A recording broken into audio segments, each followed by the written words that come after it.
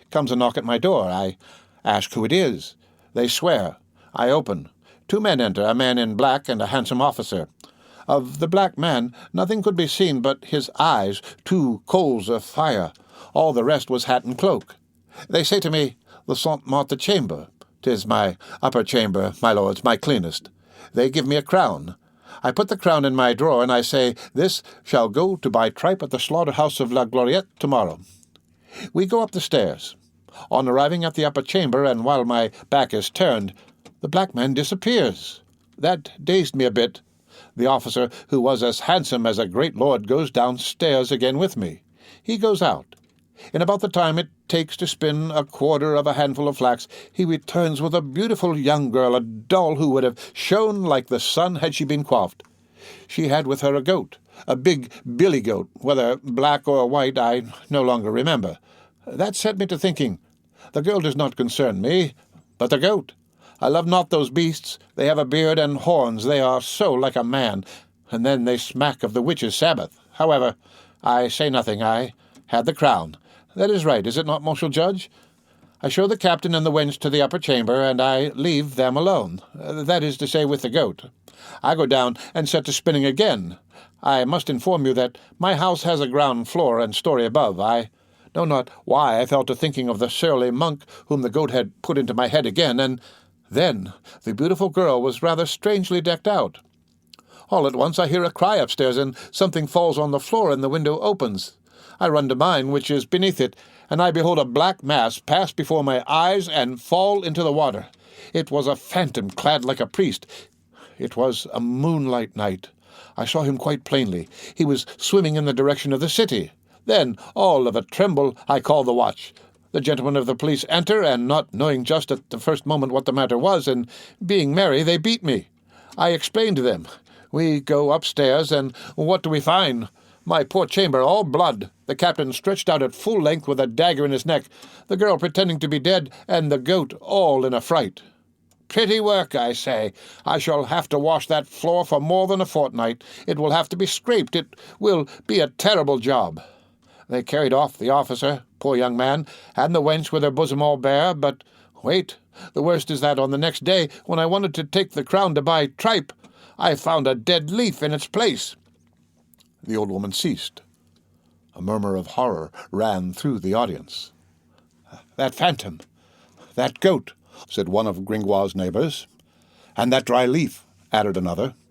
No doubt about it, joined in a third. She is a witch who has dealings with the surly monk for the purpose of plundering officers.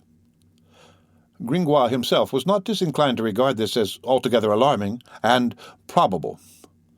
ℍ𝔬𝔕𝔕𝔕, said the president majestically. Have you nothing more to communicate to the court? No, Monseigneur, replied the crone, except that the report has described my house as a hovel and stinking, which is an outrageous fashion of speaking. The houses on the bridge are not imposing because there are such multitudes of people, but nevertheless the butchers continue to dwell there, who are wealthy folk, and married to very proper and handsome women. The magistrate, who had reminded Gringoire of a crocodile, rose. Silence, said he. I pray the gentleman not to lose sight of the fact that a dagger was found on the person of the accused. ℍ𝔬𝔕𝔕𝔕, have you brought that leaf into which the crown which the demon gave you was transformed? Yes, Monseigneur, she replied. I found it again. Here it is. A bailiff handed the dead leaf to the crocodile, who made a doleful shake of the head, and passed it on to the president, who gave it to the procurator of the king in the ecclesiastical court, and thus it made the circuit of the hall. It is a birch leaf, said Master Jacques Chamelet, a fresh proof of magic. A councillor took up the word. Witness, 2 men went upstairs together in your house, the black man whom you first saw disappear, and afterwards swimming in the Seine with his priestly garments, and the officer. Which of the 2 handed you the crown? The old woman pondered for a moment, and then said, The officer. A murmur ran through the crowd. Ah, thought Gringoire, this makes some doubt in my mind. But Master Philippe Lollier, advocate extraordinary to the king, interposed once more. I will recall to these gentlemen that in the deposition taken at his bedside, the assassinated officer, while declaring that he had a vague idea when the black man accosted him that the latter might be the surly monk, added that the phantom had pressed him eagerly to go and make acquaintance with the accursed, and upon the captain's remarking that he had no money, he had given him the crown which the said officer paid to La Falodelle. Hence, that crown is the money of hell. This conclusive observation appeared to dissipate all the doubts of Gringoire and the other skeptics in the audience. You have the documents, gentlemen, added the king's advocate, as he took a seat. You can consult the testimony of Phoebus de Chateaubriand. At that name, the accused sprang up. Her head rose above the throng. Gringoire, with horror, recognized La Esmeralda. She was pale. Her tresses, formerly so gracefully braided and spangled with sequins, hung in disorder. Her lips were blue. Her hollow eyes were terrible. Alas! Phoebus, she said in bewilderment, where is he? Oh, messeigneurs, before you kill me, tell me for pity's sake whether he still lives. Hold your tongue, woman, replied the president. That is no affair of ours. Oh, for mercy's sake, tell me if he is alive, she repeated, clasping her beautiful emaciated hands, and the sound of her chains in contact with her dress was heard. Well, said the king's advocate roughly, he is dying. Are you satisfied? The unhappy girl fell back on her criminal seat, speechless, tearless, white as a wax figure. The president bent down to a man at his feet, who wore a gold cap and a black gown, a chain on his neck and a wand in his hand. Bailiff, bring in the second accused. All eyes turned towards a small door which opened, and, to the great agitation of Gringoire, gave passage to a pretty goat with horns and hoofs of gold. The elegant beast halted for a moment on the threshold, stretching out its neck as though perched on the summit of a rock. It had before its eyes an immense horizon. Suddenly it caught sight of the gypsy girl, and leaping over the table and the head of a clerk in 2 bounds, it was at her knees. Then it rolled gracefully on its mistress's feet, soliciting a word or a caress. But the accused remained motionless, and poor Djali himself obtained not a glance. Why, 'tis my villainous beast, said old Falodelle. I recognized the 2 perfectly. Jacques Chamelet interfered. If the gentleman please, we will proceed to the examination of the goat. He was, in fact, the second criminal, nothing more simple in those days than a suit of sorcery instituted against an animal. We find, among others, in the accounts of the provost's office for 1466, a curious detail concerning the expenses of the trial of ℍ𝔬𝔕𝔕𝔕 and his sow, executed for their demerits at Corbière. Everything is there. the cost of the pens in which to place the sow, the 500 bundles of brushwood purchased at the port of ℌ𝔞𝔫𝔫𝔞𥐥, the 3 pints of wine and the bread, the last repast of the victim fraternally shared by the executioner, down to the 11 days of guard and food for the sow at 8 deniers parisis each. Sometimes they went even further than animals. The capitularies of Charlemagne and of Louis de Débonnaire imposed penalties on fiery phantoms which presumed to appear in the air. Meanwhile, the procurator had exclaimed, "If the demon which possesses this goat, and which has resisted all exorcisms, persists in its deeds of witchcraft, if it alarms the court with them, we warn it that we shall be forced to put in requisition against it the gallows or the stake." Gringoire broke out into a cold perspiration. Charmolue took from the table the gypsy's tambourine, and, presenting it to the goat in a certain manner, asked the latter, "What o'clock is it?" The goat looked at it with an intelligent eye, raised its gilded hoof, and struck 7 blows. It was, in fact, 7 o'clock. A movement of terror ran through the crowd. Gringoire could not endure it. "He is destroying himself," he cried aloud. "You see well that he does not know what he is doing." "Silence among the louts at the end of the hall," said the bailiff sharply. Jacques Charmolue, by the aid of the same manoeuvres of the tambourine, made the goat perform many other tricks connected with the date of the day, the month of the year, etc., which the reader has already witnessed, and by virtue of an optical illusion peculiar to judicial proceedings, these same spectators, who had probably more than once applauded in the public square de Jolly's innocent magic, were terrified by it beneath the roof of the Palais de Justice. The goat was undoubtedly the devil. It was far worse when the procurator of the king, having emptied upon the floor a certain bag filled with movable letters which de Jolly wore round his neck, they beheld the goat extract with his hoof from the scattered alphabet the fatal name of Phoebus. The witchcraft of which the captain had been the victim appeared irresistibly demonstrated, and in the eyes of all the gypsy that ravishing dancer who had so often dazzled the passers-by with her grace was no longer anything but a frightful vampire. However, she betrayed no sign of life. Neither de Jolly's graceful evolutions, nor the menaces of the court, nor the suppressed imprecations of the spectators any longer reached her mind. In order to arouse her, a police officer was obliged to shake her unmercifully, and the president had to raise his voice. "Girl, you are of the Bohemian race, addicted to deeds of witchcraft. You are in complicity with the bewitched goat implicated in this suit during the night of the 29th of March last, murdered and stabbed in concert with the powers of darkness by the aid of charms and underhanded practices, a captain of the king's archers of the watch, Phoebus de Châteaupers. Do you persist in denying it?" "Horror!"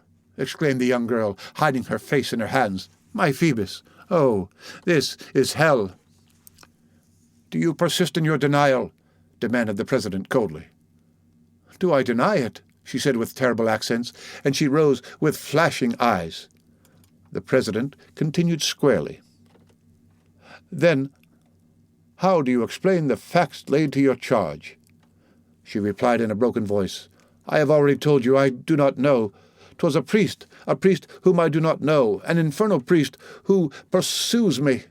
"That is it," retorted the judge, the surly monk. "Oh, gentlemen, have mercy, I am but a poor girl." "Of Egypt," said the judge. Master Jacques Charmolue interposed sweetly. "In view of the sad obstinacy of the accused, I demand the application of the torture." "Granted," said the president.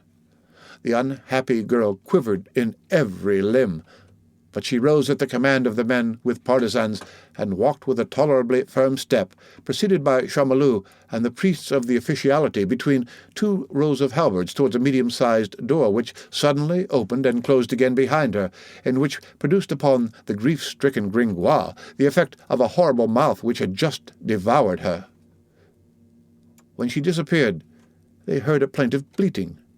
It was the little goat mourning. The sitting of the court was suspended, a councillor having remarked that the gentlemen were fatigued and that it would be a long time to wait until the torture was at an end. The president replied that a magistrate must know how to sacrifice himself to his duty. "What an annoying and vexatious hussy," said an aged judge, "to get herself put to the question when one has not supped." The end of Book the 8th, Chapter 1, of The Hunchback of Notre Dame, read by Rick Kistner for Lit2Go on the web at fcit.usf.edu.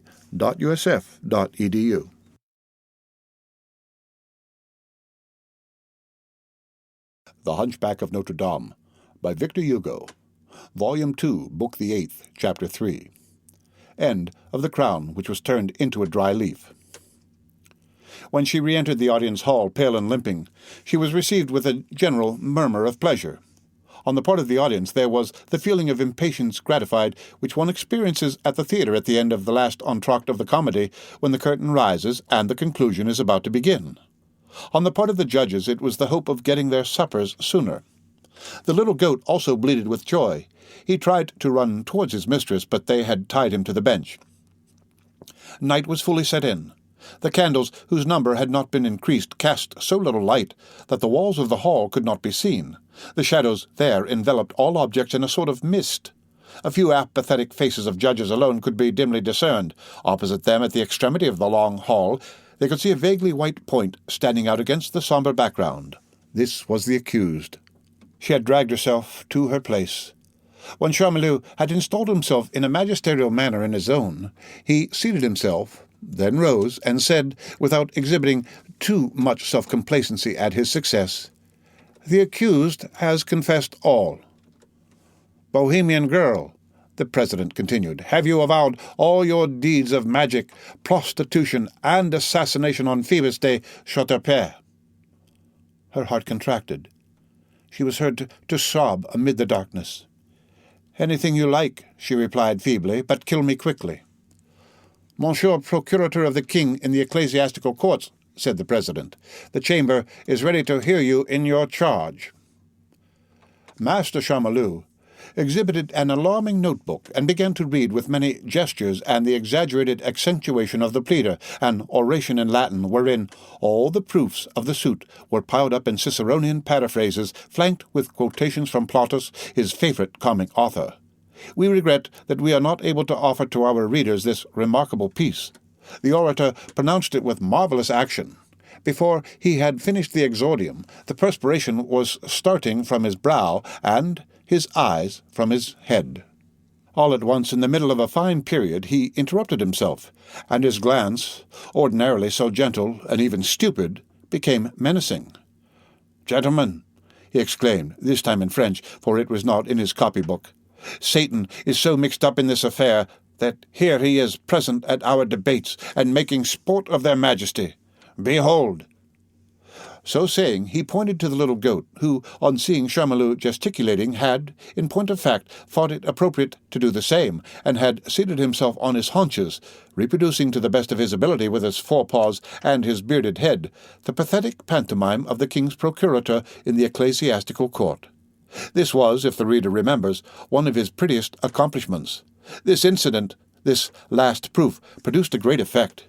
The goat's hooves were tied, and the king's procurator resumed the thread of his eloquence. It was very long, but the peroration was admirable. Here is the concluding phrase. Let the reader add the hoarse voice and the breathless gestures of Master ℍ𝔬╗. "Ideo, domnicorum striga demonstrata, crimini patente intentione criminis existente in nomine sanctae ecclesiae nostre, dominice parisiensis quo est in Caecina habende omnimodam altam et bassum justitiam in illa hoc intemerata civitatis insula, tenore pro estentium declaramus nos requiere. Primo aliquamdam pecuni ariam indeptitatum secundo amendationem honorabilem ante potalium maximum nostroe domino ecclesiae cathedralis tertio sententiani in virtute cujus ista striga cum sua capella su in trivio vulgarita dicto la greve, su in insula exeonte in fluvio secano juxta pointam ordine regalis executato sint. The substance of this exordium is contained in the president's sentence. He put on his cap again and seated himself. "Eheu," sighed the broken-hearted Gringoire. "Basse Latinates, bastard Latin." Another man in a black gown rose near the accused. He was her lawyer. The judges, who were fasting, began to grumble. "Advocate, be brief," said the president. "Monsieur the President," replied the advocate, "since the defendant has confessed the crime, I have only one word to say to these gentlemen. Here is a text from the Salic law. If a witch hath eaten a man, and if she be convicted of it, she shall pay a fine of 8,000 deniers, which amount to 200 sous of gold. May it please the chamber to condemn my client to the fine." "An abrogated text," said the advocate extraordinary of the king. "Nego. I deny it," replied the advocate. "Put it to the vote," said one of the councillors. "The crime is manifest, and it is late." They proceeded to take a vote without leaving the room. The judges signified their assent without giving their reasons. They were in a hurry. Their capped heads were seen uncovering one after the other in the gloom of the lugubrious question addressed to them by the president in a low voice. The poor accused had the appearance of looking at them, but her troubled eye no longer saw. Then the clerk began to write. Then he handed a long parchment to the president. Then the unhappy girl heard the people moving, the pikes clashing, and a freezing voice saying to her, "Bohemian wench, on the day when it shall seem good to our lord the king, at the hour of noon, you will be taken in a tumbrel in your shift with bare feet, and a rope about your neck, before the grand portal of Notre Dame, and you will there make an apology with a wax torch of the weight of 2 pounds in your hand, and thence you will be conducted to the Place de Grève, where you will be hanged and strangled on the town gibbet, and likewise your goat, and you will pay to the official 3 leons of gold in reparation of the crimes by you committed and by you confessed of sorcery and magic, debauchery and murder upon the person of the Sieur Phoebus de Chateaupied. May God have mercy on your soul." "Oh, 'tis a dream," she murmured, and she felt rough hands bearing her away. The end of Book the 8th, Chapter 3 of The Hunchback of Notre Dame. Read by Rick Kirshner for lit2go on the web at fcit.usf.edu.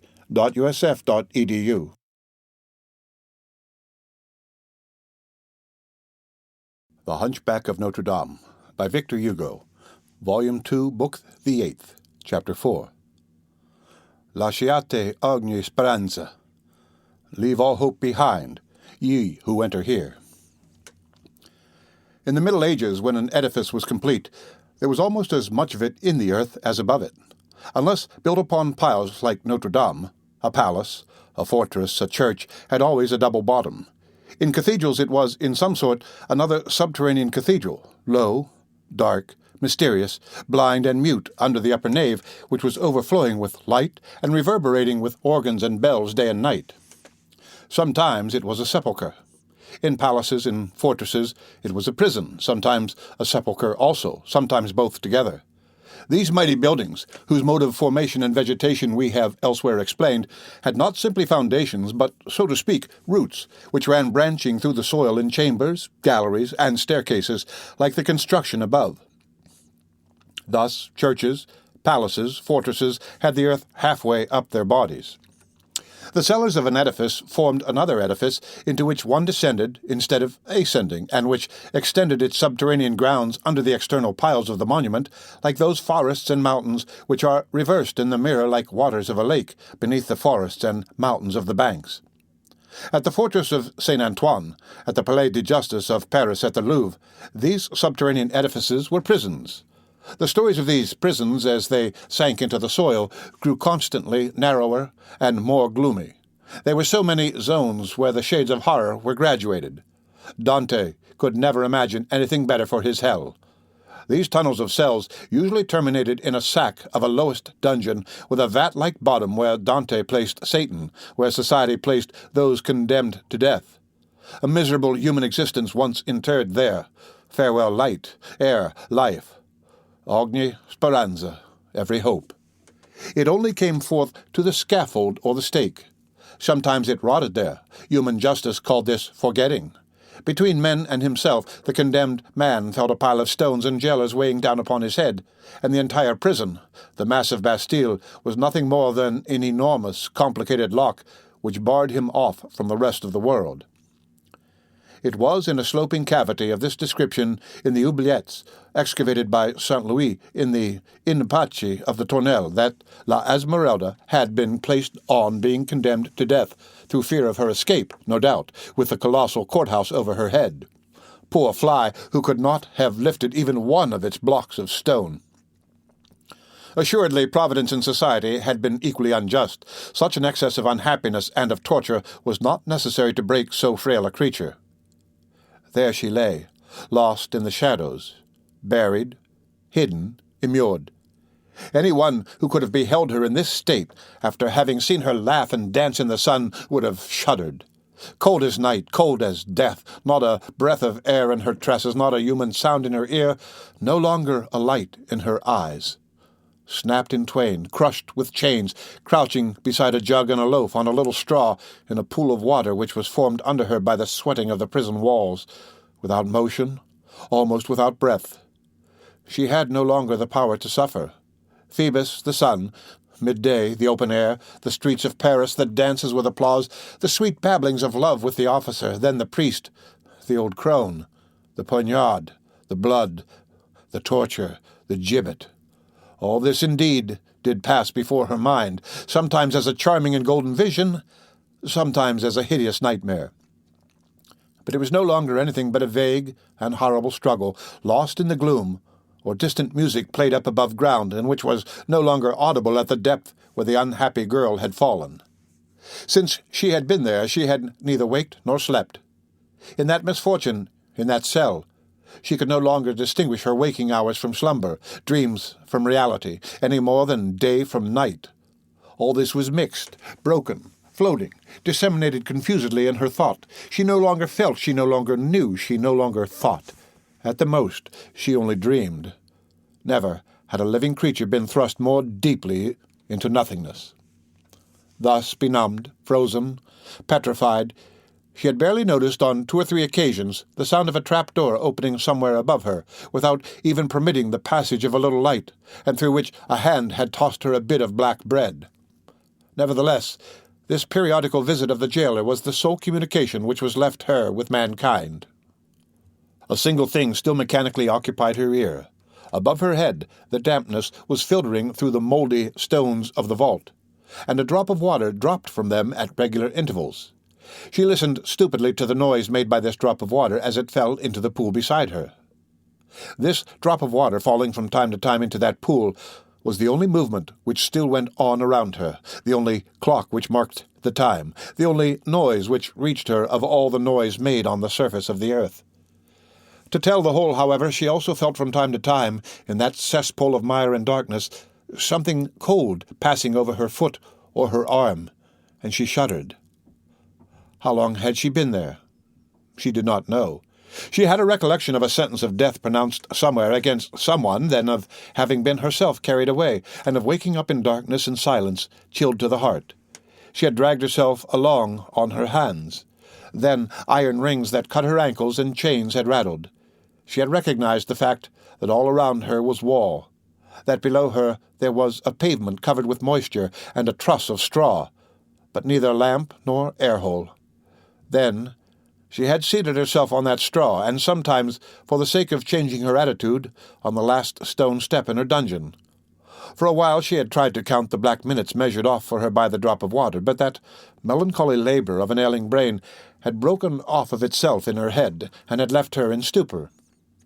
At length, one day, or one night, for midnight and midday were of the same color in that sepulchre, she heard above her a louder noise than was usually made by the turnkey when he brought her bread and jug of water.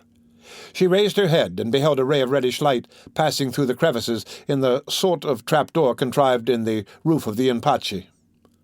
At the same time the heavy lock creaked, the trap grated on its rusty hinges, turned, and she beheld a lantern, a hand, and the lower portions of the bodies of two men, the door being too low to admit of her seeing their heads.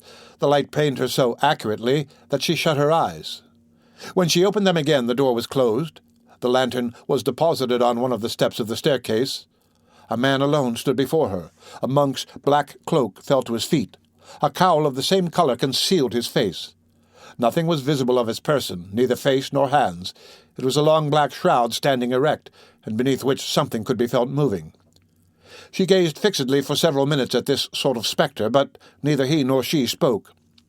One would have pronounced them two statues confronting each other. Two things only seemed alive in that cavern: the wick of the lantern, which sputtered on account of the dampness of the atmosphere, and the drop of water from the roof, which cut this irregular sputtering with its monotonous splash, and made the light of the lantern quiver in concentric waves on the oily water of the pool. At last the prisoner broke the silence. "Who are you?" "A priest." The words, the accent, the sound of his voice made her tremble. The priest continued in a hollow voice, "Are you prepared?" "For what?" "To die." "Oh," said she, "will it be soon?" "Tomorrow." Her head, which had been raised with joy, fell back upon her breast. "'Tis very far away yet," she murmured. "Why could they not have done it today?" "Then you are very unhappy?" asked the priest, after a silence. "I am very cold," she replied. She took her feet in her hands, a gesture habitual with unhappy wretches who are cold, as we have already seen in the case of the recluse of the Tour Roland, and her teeth chattered. The priest appeared to cast his eyes around the dungeon from beneath his cowl. "Without light, without fire, in the water, it is horrible." "Yes," she replied, with the bewildered air which unhappiness had given her. "The day belongs to everyone. Why do they give me only night?" "Do you know," resumed the priest after a fresh silence, "why you are here?" "I thought I knew once," she said, passing her thin fingers over her eyelids as though to aid her memory, "but I know no longer." All at once she began to weep like a child. "I should like to get away from here, sir. I am cold. I am afraid, and there are creatures which crawl over my body." "Well, follow me." So saying, the priest took her arm. The unhappy girl was frozen to her very soul, yet that hand produced an impression of cold upon her. "Oh," she murmured, "'tis the icy hand of death. Who are you?" The priest threw back his cowl. She looked. It was the sinister visage which had so long pursued her, that demon's head which had appeared at ℌ𝔞𝔫𝔞𝔥, above the head of her adored Phoebus, the eye which she last had seen glittering beside a dagger. This apparition, always so fatal to her, and which had thus driven her on from misfortune to misfortune, even to torture, roused her from her stupor. It seemed to her that the sort of veil which had lain thick upon her memory was rent away. All the details of her melancholy adventure, from the nocturnal scene at ℌ𝔞𝔫𝔞𝔥 to her condemnation to the Tournelle, recurred to her memory, no longer vague and confused as heretofore, but distinct, harsh, clear, palpitating, terrible. These souvenirs, half effaced, and almost obliterated by excessive suffering, were revived by the sombre figure which stood before her, as the approach of fire causes letters traced upon white paper with invisible ink to start out perfectly fresh. It seemed to her that all the wounds of her heart opened and bled simultaneously. "Ha!" she cried with her hands on her eyes and a convulsive trembling. "'Tis the priest!" Then she dropped her arms in discouragement and remained seated, with lowered head, eyes fixed on the ground, mute and still trembling. The priest gazed at her with the eye of a hawk which has long been soaring in a circle from the heights of heaven over a poor lark cowering in the wheat, and has long been silently contracting the formidable circles of his flight, and has suddenly swooped down upon his prey like a flash of lightning, and holds it panting in his talons. She began to murmur in a low voice, "Finish! Finish! The last blow!" And she drew her head down in terror between her shoulders, like the lamb awaiting the blow of the butcher's axe. "So I inspire you with horror?" he said at length. She made no reply. "Do I inspire you with horror?" he repeated. Her lips contracted, as though with a smile. "Yes," said she. "The headsman scoffs at the condemned. Here he has been pursuing me, threatening me, terrifying me for months. Had it not been for him, my God, how happy it should have been! It was he who cast me into this abyss. Oh, heavens, it was he who killed him, my Phoebus."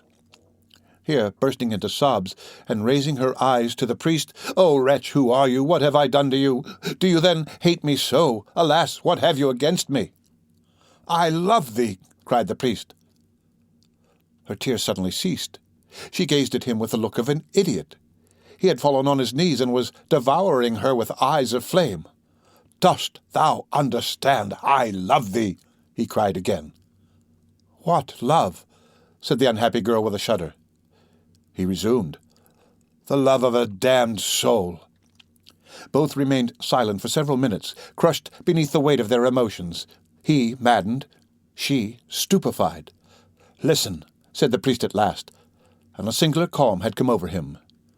"You shall know all I am about to tell you, that which I have hitherto hardly dared to say to myself when, furtively interrogating my conscience at those deep hours of the night when it is so dark that it seems as though God no longer saw us.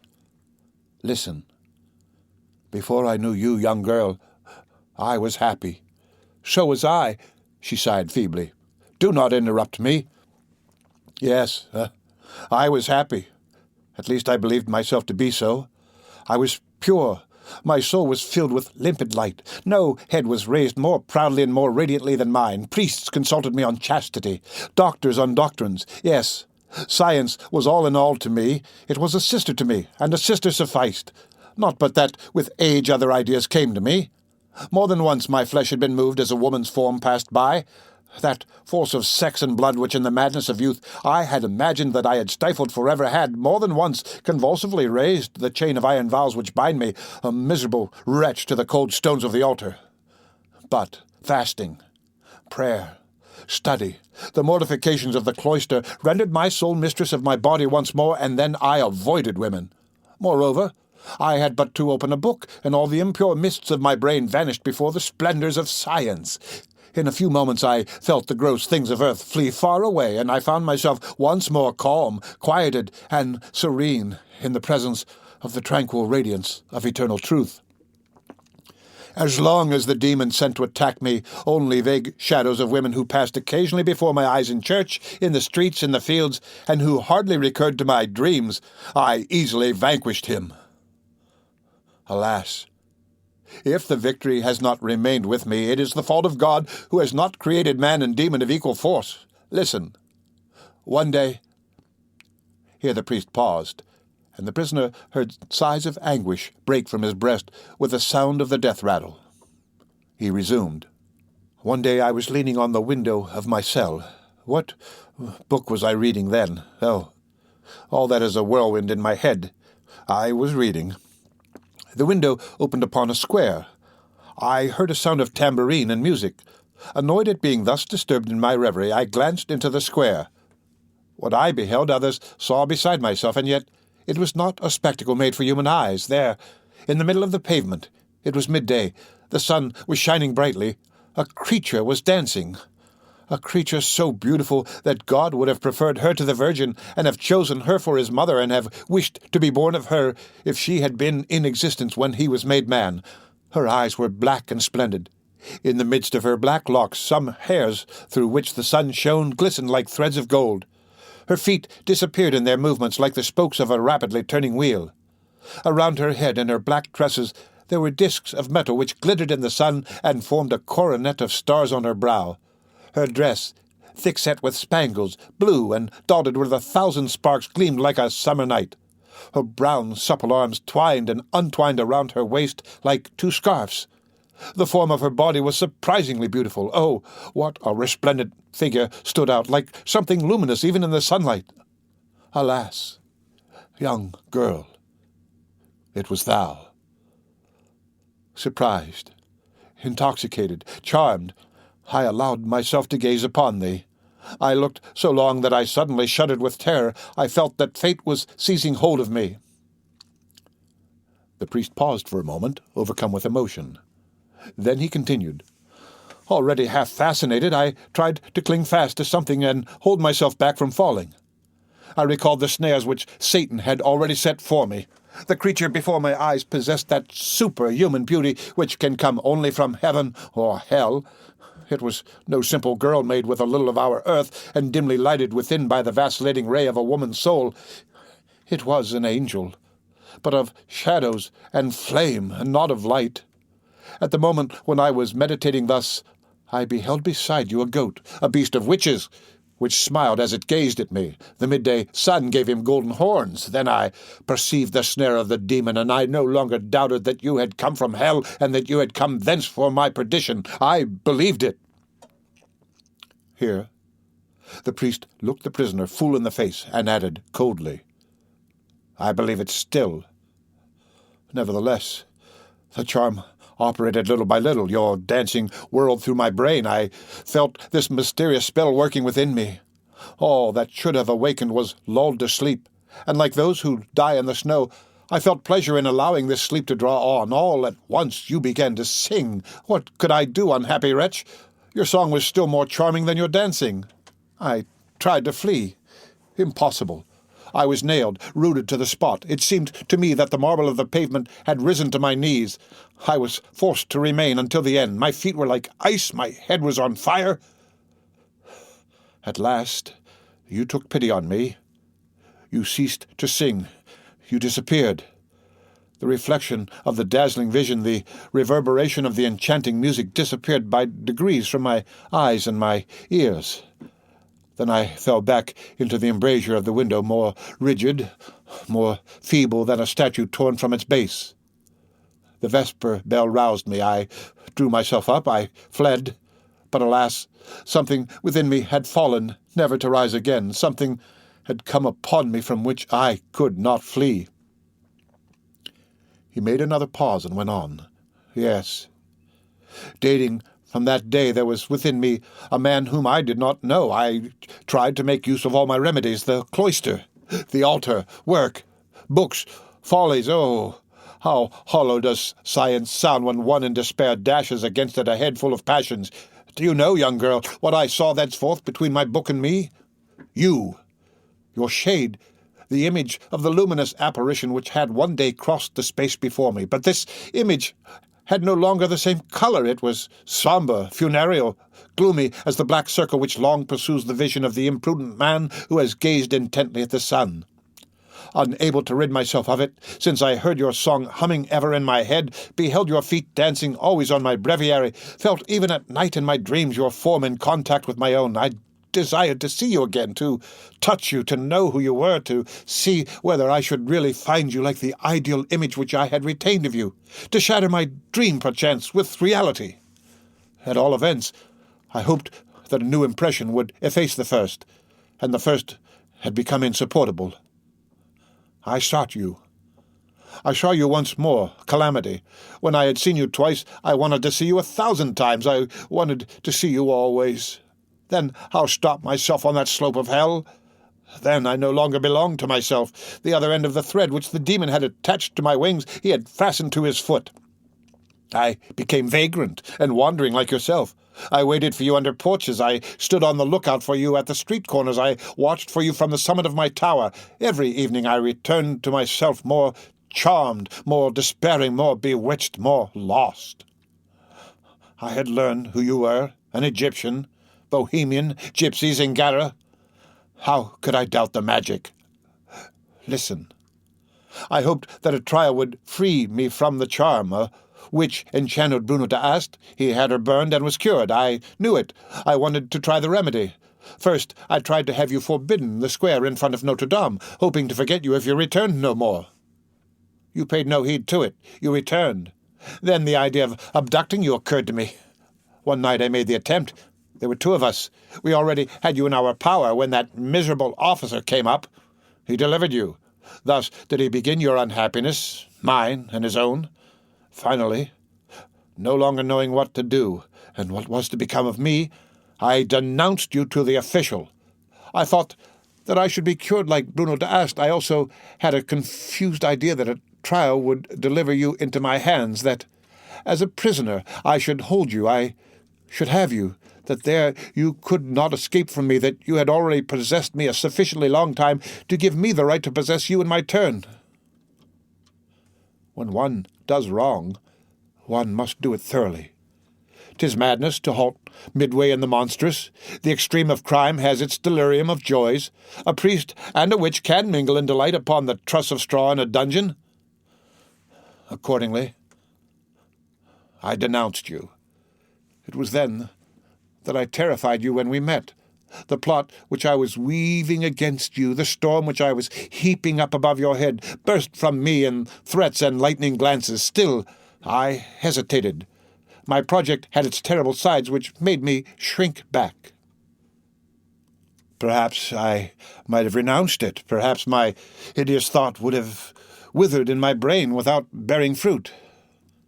I thought that it would always depend upon me to follow up or discontinue this prosecution. But every evil thought is inexorable and insists on becoming a deed. But where I believed myself to be all-powerful, fate was more powerful than I. Alas, 'tis fate which has seized you and delivered you to the terrible wheels of the machine which I had constructed doubly. Listen, I am nearing the end. One day, again the sun was shining brilliantly, I behold a man pass me, uttering your name and laughing, who carries sensuality in his eyes. Damnation! I followed him. You know the rest. He ceased. The young girl could find but one word. Oh, my Phoebus! Not that name, said the priest violently. Utter not that name, oh, miserable wretches that we are. 'Tis that name which has ruined us, or rather we have ruined each other by the inexplicable play of fate. You are suffering, are you not? You are cold. The night makes you blind, the dungeon envelops you, but perhaps you still have some light in the bottom of your soul, were it only your childish love for that empty man who played with your heart, while I bear the dungeon with me. Within me there is winter, ice, despair. I have night in my soul. Do you know what I have suffered? I was present at your trial. I was seated on the official's bench, yes, under one of the priest's cowls, there with the contortions of the damned. When you were brought in, I was there. When you were questioned, I was there. Den of wolves, it was my crime. It was my gallows that I beheld being slowly reared over your head. I was there for every witness, every proof, every plea. I could count each of your steps in the painful path. I was still there when that ferocious beast— Oh, I had not foreseen torture. Listen, I followed you to that chamber of anguish. I beheld you stripped and handled, half naked by the infamous hands of the tormentor. I beheld your foot, that foot which I would have given an empire to kiss and die, that foot beneath which, to have had my head crushed, I should have felt such rapture. I beheld it encased in that horrible boot which converts the limbs of a living being into one bloody clod. Oh, wretch! While I looked on at that, I held beneath my shroud a dagger with which I lacerated my breast. When you uttered that cry, I plunged it into my flesh. At a second cry, it would have entered my heart. Look, look, I believe that it still bleeds. He opened his cassock. His breast was, in fact, mangled as by the claw of a tiger, and on his side he had a large and badly healed wound. The prisoner recoiled with horror. "Oh," said the priest, "young girl, have pity upon me. You think yourself unhappy. Alas, alas, you know not what unhappiness is. Oh, to love a woman, to be a priest, to be hated, to love with all the fury of one's soul, to feel that one would give for the least of her smiles one's blood, one's vitals, one's fame, one's salvation, one's immortality and eternity, this life and the other, to regret that one is not a king, emperor, archangel, God, in order that one might place a greater slave beneath her feet, to clasp her night and day in one's dreams and one's thoughts, and to behold her in love with the trappings of a soldier, and to have nothing to offer her but a priest's dirty cassock, which will inspire her with fear and disgust, to be present with one's jealousy and one's rage, while she lavishes on a miserable, blustering imbecile treasures of love and beauty, to behold that body whose form burns you, that bosom which possesses so much sweetness, that flesh palpitate and blush beneath the kisses of another. Oh, heaven! To love her foot, her arm, her shoulder, to think of her blue veins, of her brown skin, until one writhes for whole nights together on the pavement of one's cell, and to behold all those caresses which one has dreamed of end in torture. To have succeeded only in stretching her upon the leather bed. Oh, these are the veritable pinches reddened in the fires of hell. Oh, blessed is he who is sawn between two planks, or torn in pieces by 4 horses. Do you know what that torture is, which is imposed upon you for long nights by your burning arteries, your bursting heart, your breaking head, your teeth-gnawed hands, mad tormentors, which turn you incessantly as upon a red-hot gridiron to a thought of love, of jealousy, and of despair? Young girl, mercy! A truce for a moment. A few ashes on these live coals. Wipe away, I beseech you, the perspiration which trickles in great drops from my brow. Child, torture me with one hand, but caress me with the other. Have pity, young girl. Have pity upon me. The priest writhed on the wet pavement, beating his head against the corners of the stone steps. The young girl gazed at him and listened to him. When he ceased, exhausted and panting, she repeated in a low voice, "Oh, my Phoebus." The priest dragged himself towards her on his knees. "I beseech you," he cried, "if you have any heart, do not repulse me. Oh, I love you. I am a wretch. When you utter that name, unhappy girl, it is as though you crushed all the fibers of my heart between your teeth. Mercy! If you come from hell, I will go hither with you. I have done everything to that end. The hell where you are shall be paradise. The sight of you is more charming than that of God. Oh, speak! You will have none of me. I should have thought the mountains would be shaken in their foundations on the day when a woman would repulse such a love. Oh, if you only would. Oh, how happy we might be. We would flee. I would help you to flee. We would go somewhere. We would seek that spot on earth where the sun is brightest, the sky the bluest, where the trees are most luxuriant. We would love each other. We would pour our 2 souls into each other, and we would have a thirst for ourselves, which we would quench in common and incessantly at that fountain of inexhaustible love.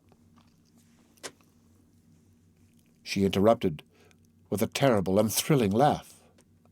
"Look, father, you have blood on your fingers." The priest remained for several moments as though petrified, with his eyes fixed upon his hand. "Well, yes," he resumed at last, with strange gentleness. "Insult me, scoff me, overwhelm me with scorn, but come, let us make haste. It is to be tomorrow, I tell you, the gibbet on the Grève, you know it. It stands always ready. It is horrible to see you ride in that tumbrel. Oh, mercy! Until now I have never felt the power of my love for you. Oh, follow me. You shall take your time to love me after I have saved you. You shall hate me as long as you will, but come, tomorrow. Tomorrow, the gallows, your execution. Oh, save yourself. Spare me." He seized her arm. He was beside himself. He tried to drag her away. She fixed her eye intently on him. "What has become of my Phoebus?" "Ah," said the priest, releasing her arm. "You are pitiless." "What has become of Phoebus?" she repeated coldly. "He is dead," cried the priest. "Dead," said she, still icy and motionless. "Then why do you talk to me of living?" He was not listening to her. "Oh, yes," said he, as though speaking to himself. "He certainly must be dead. The blade pierced deeply. I believe I touched his heart with the point. Oh, my very soul was at the end of the dagger." The young girl flung herself upon him like a raging tigress and pushed him upon the steps of the staircase with supernatural force. "Begone, monster! Begone, assassin! Leave me to die! May the blood of both of us make an eternal stain upon your brow! be thine, priest. Never, never. Nothing shall unite us, not hell itself. Go, accursed man, never. The priest had stumbled on the stairs.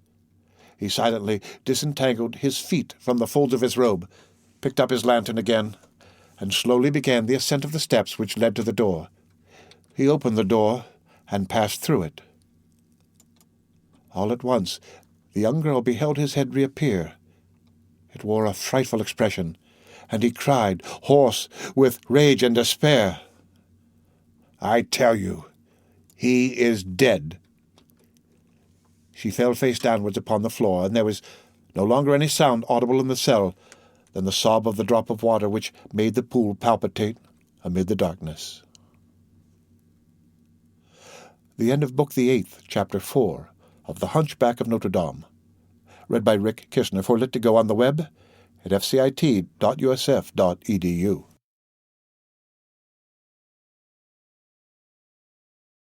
The Hunchback of Notre Dame by Victor Hugo. Volume 2, Book the 8th, Chapter 5. The Mother. I do not believe that there is anything sweeter in the world than the ideas which awaken a mother's heart at the sight of her child's tiny shoe, especially if it is a shoe for festivals, for Sunday, for baptism, the shoe embroidered to the very soul, a shoe in which the infant has not yet taken a step. That shoe has so much grace and daintiness, it is so impossible for it to walk that it seems to the mother as though she saw her child. She smiles upon it, she kisses it, she talks to it, she asks herself whether there can actually be a foot so tiny, and if the child be absent, the pretty shoe suffices to place the sweet and fragile creature before her eyes. She thinks she sees it. She does see it, complete, living, joyous, with its delicate hands, its round head, its pure lips, its serene eyes whose white is blue. If it is in winter, it is yonder crawling on the carpet. It is laboriously climbing upon an ottoman, and the mother trembles lest it should approach the fire. If it is summer-time, it crawls about the yard, in the garden, plucks up the grass between the paving stones, gazes innocently at the big dogs, the big horses, without fear, plays with the shells, with the flowers, and makes the gardener grumble because he finds sand in the flower-beds and earth in the paths. Everything laughs and shines and plays around it, like it, even the breath of air and the ray of sun which vie with each other in disporting among the silky ringlets of its hair. The shoe shows all this to the mother, and makes her heart melt as fire melts wax. But when the child is lost, these thousand images of joy, of charms, of tenderness, which throng around the little shoe become so many horrible things. The pretty broidered shoe is no longer anything but an instrument of torture which eternally crushes the heart of the mother.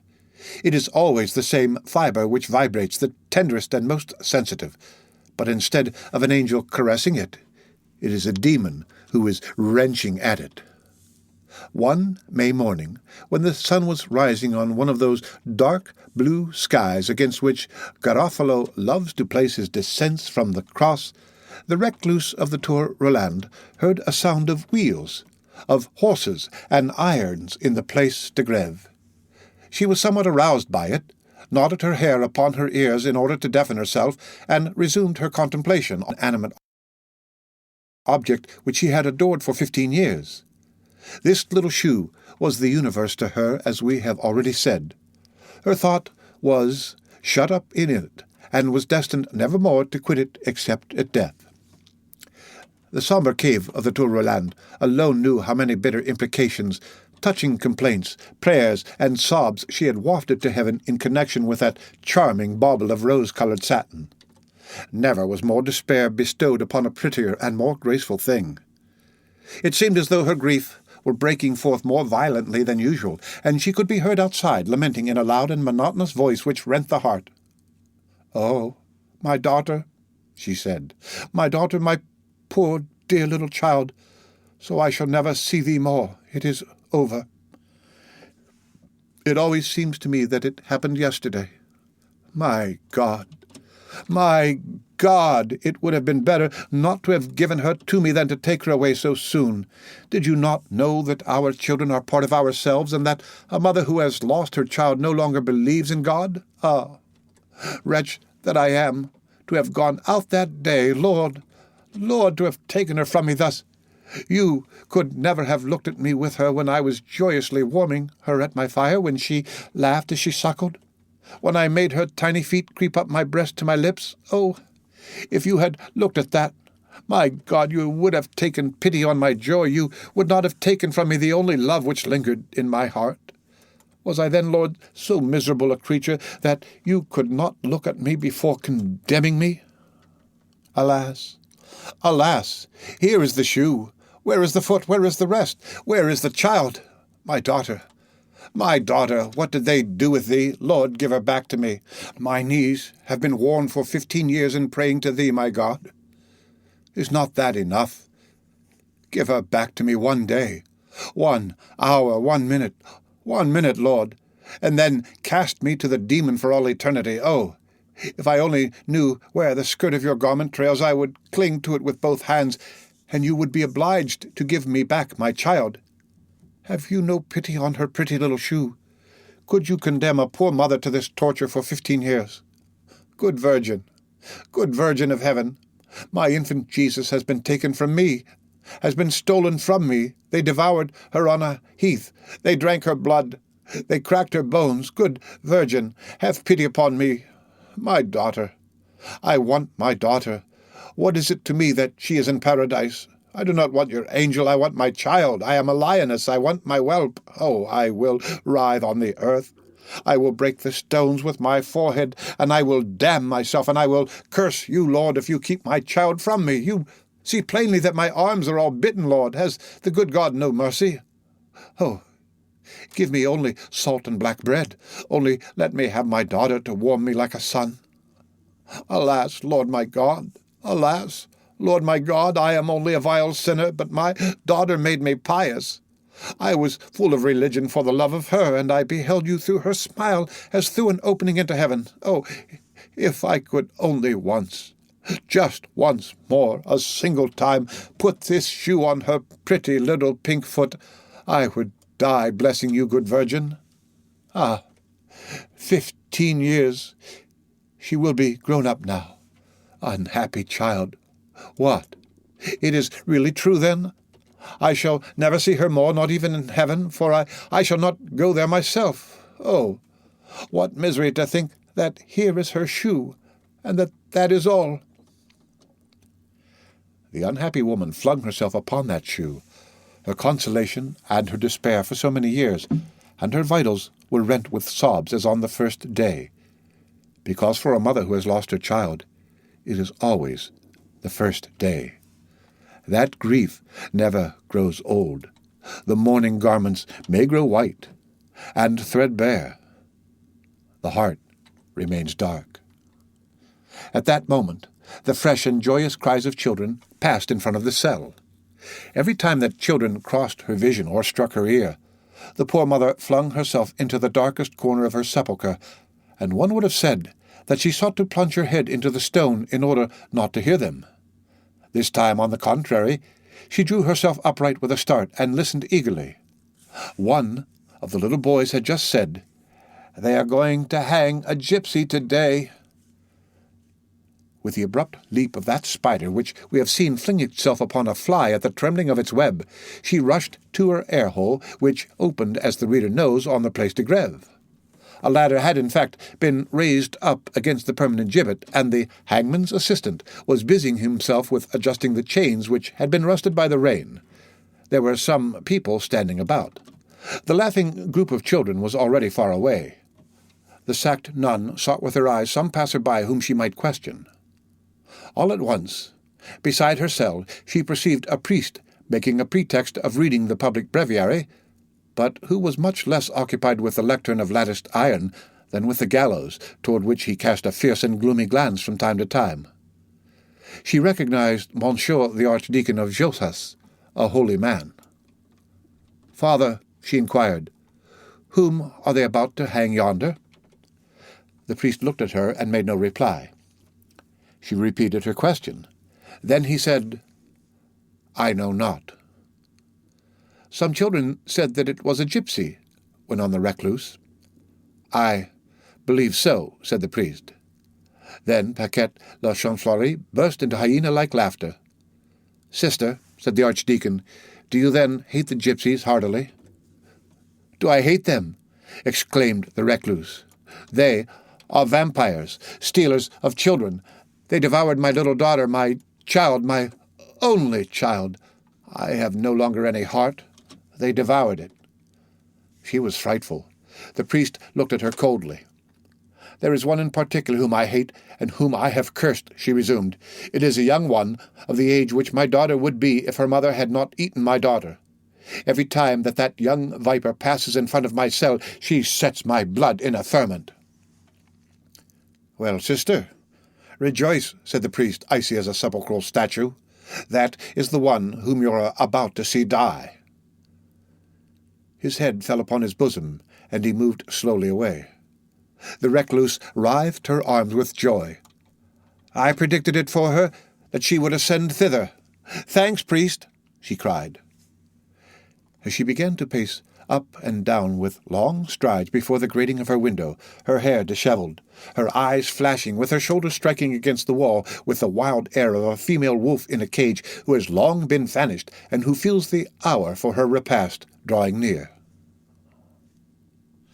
The end of Book the 8th, Chapter 5, of The Hunchback of Notre Dame, read by Rick Kishner for Let2Go, on the web at fcit.usf.edu.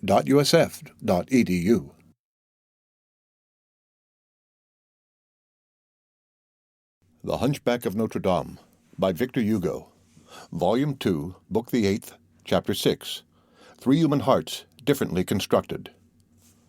Phoebus was not dead, however. Men of that stamp die hard. When Master ℌ𝔞𝔫𝔞𝔥, advocate extraordinary of the king, had said to poor Esmeralda, "He is dying," it was an error or a jest.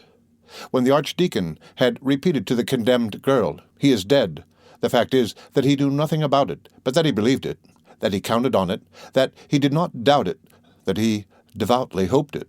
It would have been too hard for him to give favourable news of his rival to the woman whom he loved. Any man would have done the same in his place. It was not that Phoebus's wound had not been serious, but it had not been as much so as the archdeacon believed. The physician to whom the soldiers of the watch had carried him at the first moment had feared for his life during the space of a week, and had even told him so in Latin. But youth had gained the upper hand, and, as frequently happens, in spite of prognostications and diagnoses, nature had amused herself by saving the sick man under the physician's very nose. It was while he was still lying on the leech's pallet that he had submitted to the interrogations of ℌ𝔞𝔫𝔞𥐥 and the official inquisitors, which had annoyed him greatly. Hence, one fine morning, feeling himself better, he had left his golden spurs with the leech as payment, and had slipped away. This had not, however, interfered with the progress of the affair. Justice at that epoch troubled itself very little about the clearness and definiteness of a criminal suit. Provided that the accused was hung, that was all that was necessary. Now the judge had plenty of proofs against La Esmeralda. They had supposed Phoebus to be dead, and that was the end of the matter. Phoebus, on his side, had not fled far. He had simply rejoined his company in garrison at Quiambry, in the Île-de-France, a few stages from Paris. After all, it did not please him in the least to appear in this suit. He had a vague feeling that he should play a ridiculous figure in it. On the whole, he did not know what to think of the whole affair. Superstitious and not given to devoutness, like every soldier who is only a soldier, when he came to question himself about this adventure, he did not feel assured as to the goat, as to the singular fashion in which he had met La Esmeralda, as to the no less strange manner in which she had allowed him to divine her love, as to her character as a gypsy, and lastly, as to the surly monk. He perceived in all these incidents much more magic than love, probably a sorceress, perhaps the devil, a comedy, in short, or to speak in the language of that day, a very disagreeable mystery in which he played a very awkward part. The role of blows and derision. The captain was quite put out of countenance about it. He experienced that sort of shame which our La Fontaine has so admirably defined. Ashamed as a fox who has been caught by a fowl. Moreover, he hoped that the affair would not get noised abroad, that his name would hardly be pronounced in it, and that in any case it would not go beyond the courts of the Tournelle. In this he was not mistaken. There was then no ℍ𝔬𝐷, and as not a week passed which had not its counterfeiter to boil, or its witch to hang, or its heretic to burn, at some one of the innumerable justices of Paris, people were so accustomed to seeing in all the squares the ancient feudal Thamus bare-armed, with sleeves stripped up, performing her duty at the gibbets, the ladders, and the pillories, that they hardly paid any heed to it. Fashionable society of that day hardly knew the name of the victim who passed by at the corner of the street, and it was the populace at the most who regaled themselves with this coarse fare. An execution was an habitual incident of the public highways, like the braising pan of the baker or the slaughter-house of the knacker. The executioner was only a sort of butcher of a little deeper dye than the rest. Hence, Phoebus's mind was soon at ease on the score of the enchantress Esmeralda, or similar as he called her, concerning the blow from the dagger of the Bohemian or of the surly monk. It mattered little which to him, and as to the issue of the trial. But as soon as his heart was vacant in that direction, Fleur-de-Lis returned to it. Captain Phoebus's heart, like the physics of that day, abhorred a vacuum. ℍ𝔬𝐷 was a very insipid place to stay at then, a village of farriers and cowgirls with chapped hands, a long line of poor dwellings and thatched cottages which bored side half a league. A tale, Q in short, as its name imports. Fleur-de-Lis was his last passion, but one, a pretty girl, a charming dowry, accordingly, one fine morning, quite cured, and assuming that, after the lapse of 2 months, the Bohemian affair must be completely finished and forgotten, the amorous cavalier arrived on a prancing horse at the door of the ℍ𝔞𝔫𝔞𝔥 mansion. He paid no attention to a tolerably numerous rabble which had assembled in the Place du Pavé before the portal of Notre Dame. He remembered that it was the month of May. He supposed that it was some procession, some Pentecost, some festival, hitched his horse to the ring at the door, and gaily ascended the stairs to his beautiful betrothed. She was alone with her mother. The scene of the witch, her goat, her cursed alphabet, and Phoebus's long absences still weighed on Fleur-de-Lis' heart. Nevertheless, when she beheld her captain enter, she thought him so handsome, his doublet so new, his baldric so shining, and his air so impassioned, that she blushed with pleasure. The noble damsel herself was more charming than ever. Her magnificent blonde hair was plaited in a ravishing manner. She was dressed entirely in that sky-blue which becomes fair people so well, a bit of coquetry which she had learned from Colombe, and her eyes were swimming in that languor of love which becomes them still better. Phoebus, who had seen nothing in the line of beauty since he left the village maids of ℍ𝔬𝐷, was intoxicated with Fleur-de-Lis, which imparted to our officer so eager and gallant an air that his peace was immediately made. Madame de Gondelaurier, herself still maternally seated in her big armchair, had not the heart to scold him. As for Fleur-de-Lis' reproaches, they expired in tender cooings.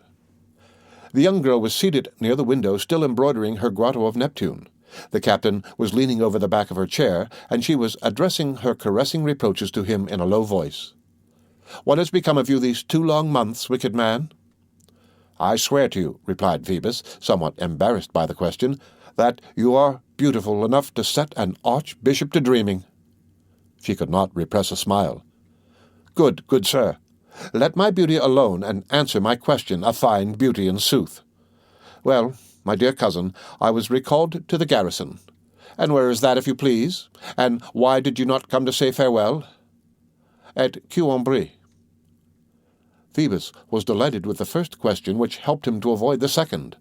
"But that is quite close by, monsieur. Why did you not come to see me a single time?" Here Phoebus was rather seriously embarrassed. "Because the service, and then— Oh, charming cousin, I have been ill." "Ill?" she repeated in alarm. "Yes, wounded." "Wounded?" She, poor child, was completely upset. "Oh, do not be frightened at that," said Phoebus carelessly. "It was nothing. A quarrel, a sword cut. What is that to you?" "What is that to me?" exclaimed Fleur-de-Lis, raising her beautiful eyes filled with tears. "Oh, you do not say what you think when you speak thus. What sword cut was that? I wish to know all." "Well, my dear fair one, I had a falling out with ℍ𝔞𝔫𝔞𝔥, you know, the lieutenant of Saint-Germain-en-Laye, and we ripped open a few inches of skin for each other. That is all." The mendacious captain was perfectly well aware that an affair of honour always makes a man stand well in the eyes of a woman. In fact, Fleur-de-Lis looked him full in the face, all agitated with fear, pleasure, and admiration. Still, she was not completely reassured. "Provided that you are wholly cured, my Phoebus," said she. "I do not know your ℍ𝔞𝔫𝔫𝔞𥐥, but he is a villainous man, and whence arose this quarrel?" Here, Phoebus, whose imagination was endowed with but mediocre power of creation, began to find himself in a quandary as to a means of extricating himself for his prowess. "Oh, how do I know? A mere nothing. A horse, a remark, fair cousin," he exclaimed for the sake of changing the conversation. "What noise is this in the cathedral square?" He approached the window. "Oh, mon Dieu, fair cousin, how many people there are on the place!" "I know not," said Fleur-de-Lis. "It appears that a witch is to do penance this morning before the church, and thereafter to be hung." The captain was so thoroughly persuaded that La Esmeralda's affair was concluded, that he was but little disturbed by Fleur-de-Lis's words. Still, he asked her one or two questions. "What is the name of this witch?" "I do not know," she replied. "And what is she said to have done?" She shrugged her white shoulders. "I know not." "Oh, mon Dieu, Jesus," said her mother, "there are so many witches nowadays that I dare say they burn them without knowing their names. One might as well seek the name of every cloud in the sky. After all, one may be tranquil. The good God keeps his register." Here, the venerable dame rose and came to the window. "Good Lord! You are right, Phoebus," said she. "The rabble is indeed great. There are people on all the roofs, blessed be God. Do you know, Phoebus, this reminds me of my best days, the entrance of King Charles VII, when, also, there were many people. I no longer remember in what year that was. When I speak of this to you, it produces upon you the effect, does it not? The effect of something very old, and upon me of something very young. Oh, the crowd was far finer than at the present day." They even stood upon the machicolations of the Porte Saint-Antoine. The king had the queen on a pillion, and after their highnesses came all the ladies mounted behind all the lords. I remember that they laughed loudly because, besides ℌ𝔞𝔫𝔫𝔞𥥗, de Galande, who was very short of stature, there rode the sire ℌ𝔞𝔫𝔫𝔞𥗏, a chevalier of gigantic size who had killed heaps of English. It was very fine. A procession of all the gentlemen of France with their oriflammes waving red before the eye. There were some with pennons and some with banners. How can I tell? The Sire de Combe with a pennon, Jean de Châteaumorin with a banner, the Sire de Cossé with a banner, and a more ample one than any of the others, except the Duc de Bourbon. Alas, 'tis a sad thing to think that all that has existed and exists no longer. The two lovers were not listening to the venerable dowager. Phoebus had returned and was leaning on the back of his betrothed's chair, a charming post whence his libertine glance plunged into all the openings of Fleur-de-Lis's gorget. This gorget gaped so conveniently and allowed him to see so many exquisite things and to divine so many more that Phoebus, dazzled by this skin with its gleams of satin, said to himself, "How can anyone love anything but a fair skin?" Both were silent. The young girl raised sweet and raptured eyes to him from time to time, and their hair mingled in a ray of spring sunshine. "Phoebus," said Fleur-de-Lis suddenly in a low voice, "we ought to be married 3 months hence. Swear to me that you have never loved any other woman than myself."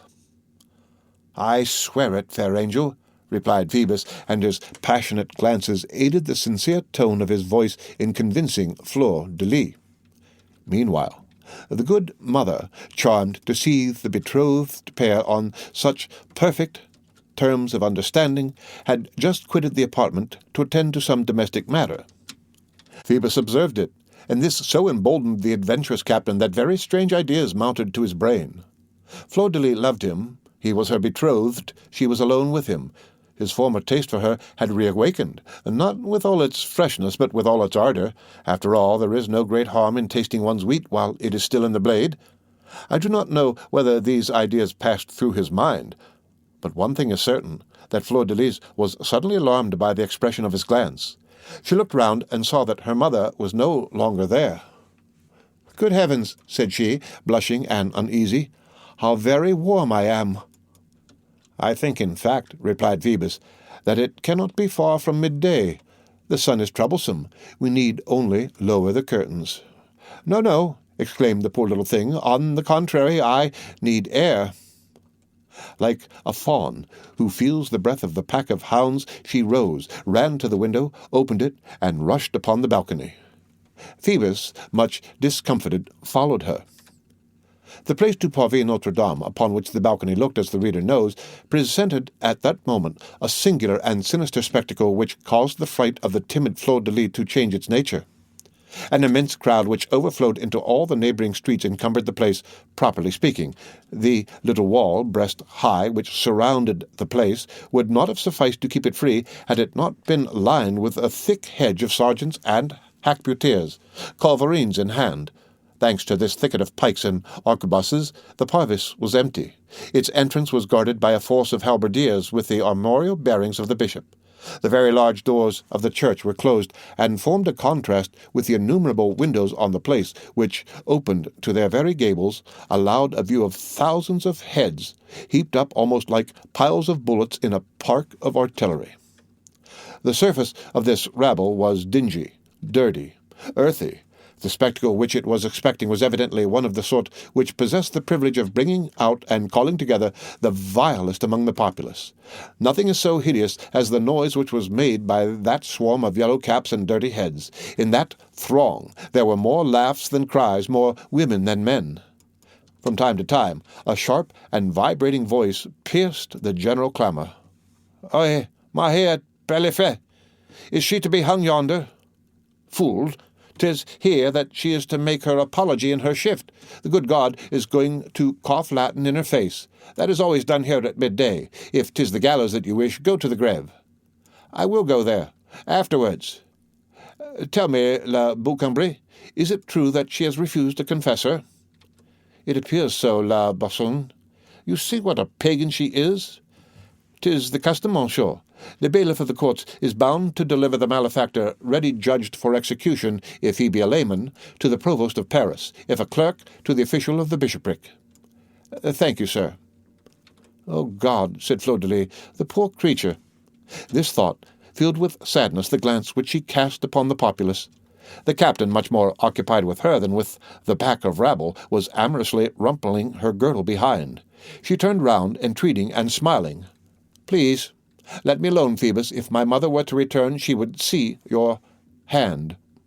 At that moment midday rang slowly out from the clock of Notre-Dame. A murmur of satisfaction broke out in the crowd. The last vibration of the 12th stroke had hardly died away when all heads surged like the waves beneath a squall, and an immense shout went up from the pavement, the windows, and the roofs. "There she is!" Fleur-de-Lis pressed her hands to her eyes that she might not see. "Charming girl," said Phoebus. "Do you wish to withdraw?" "No," she replied, and she opened through curiosity the eyes which she had closed through fear. A tumbrel, drawn by a stout Norman horse, and all surrounded by cavalry in violet livery with white crosses, had just debouched upon the place through the Rue Saint-Pierre-aux-Bois. The sergeants of the watch were clearing a passage for it through the crowd by stout blows from their clubs. Beside the cart rode several officers of justice and police, recognizable by their black costume and their awkwardness in the saddle. Master Jacques Chamelou paraded at their head.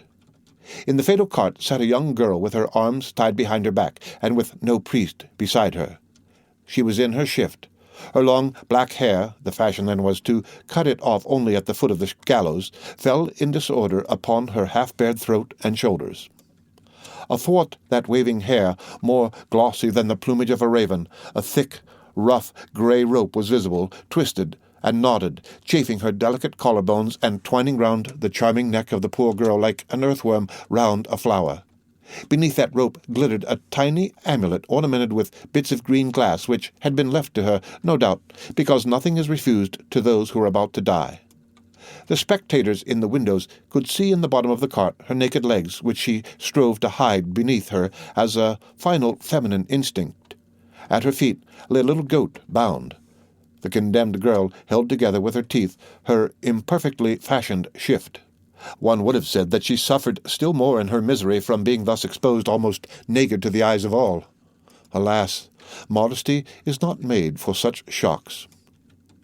"Jesus," said Fleur-de-Lis hastily to the captain, "look, fair cousin, 'tis that wretched Bohemian with the goat."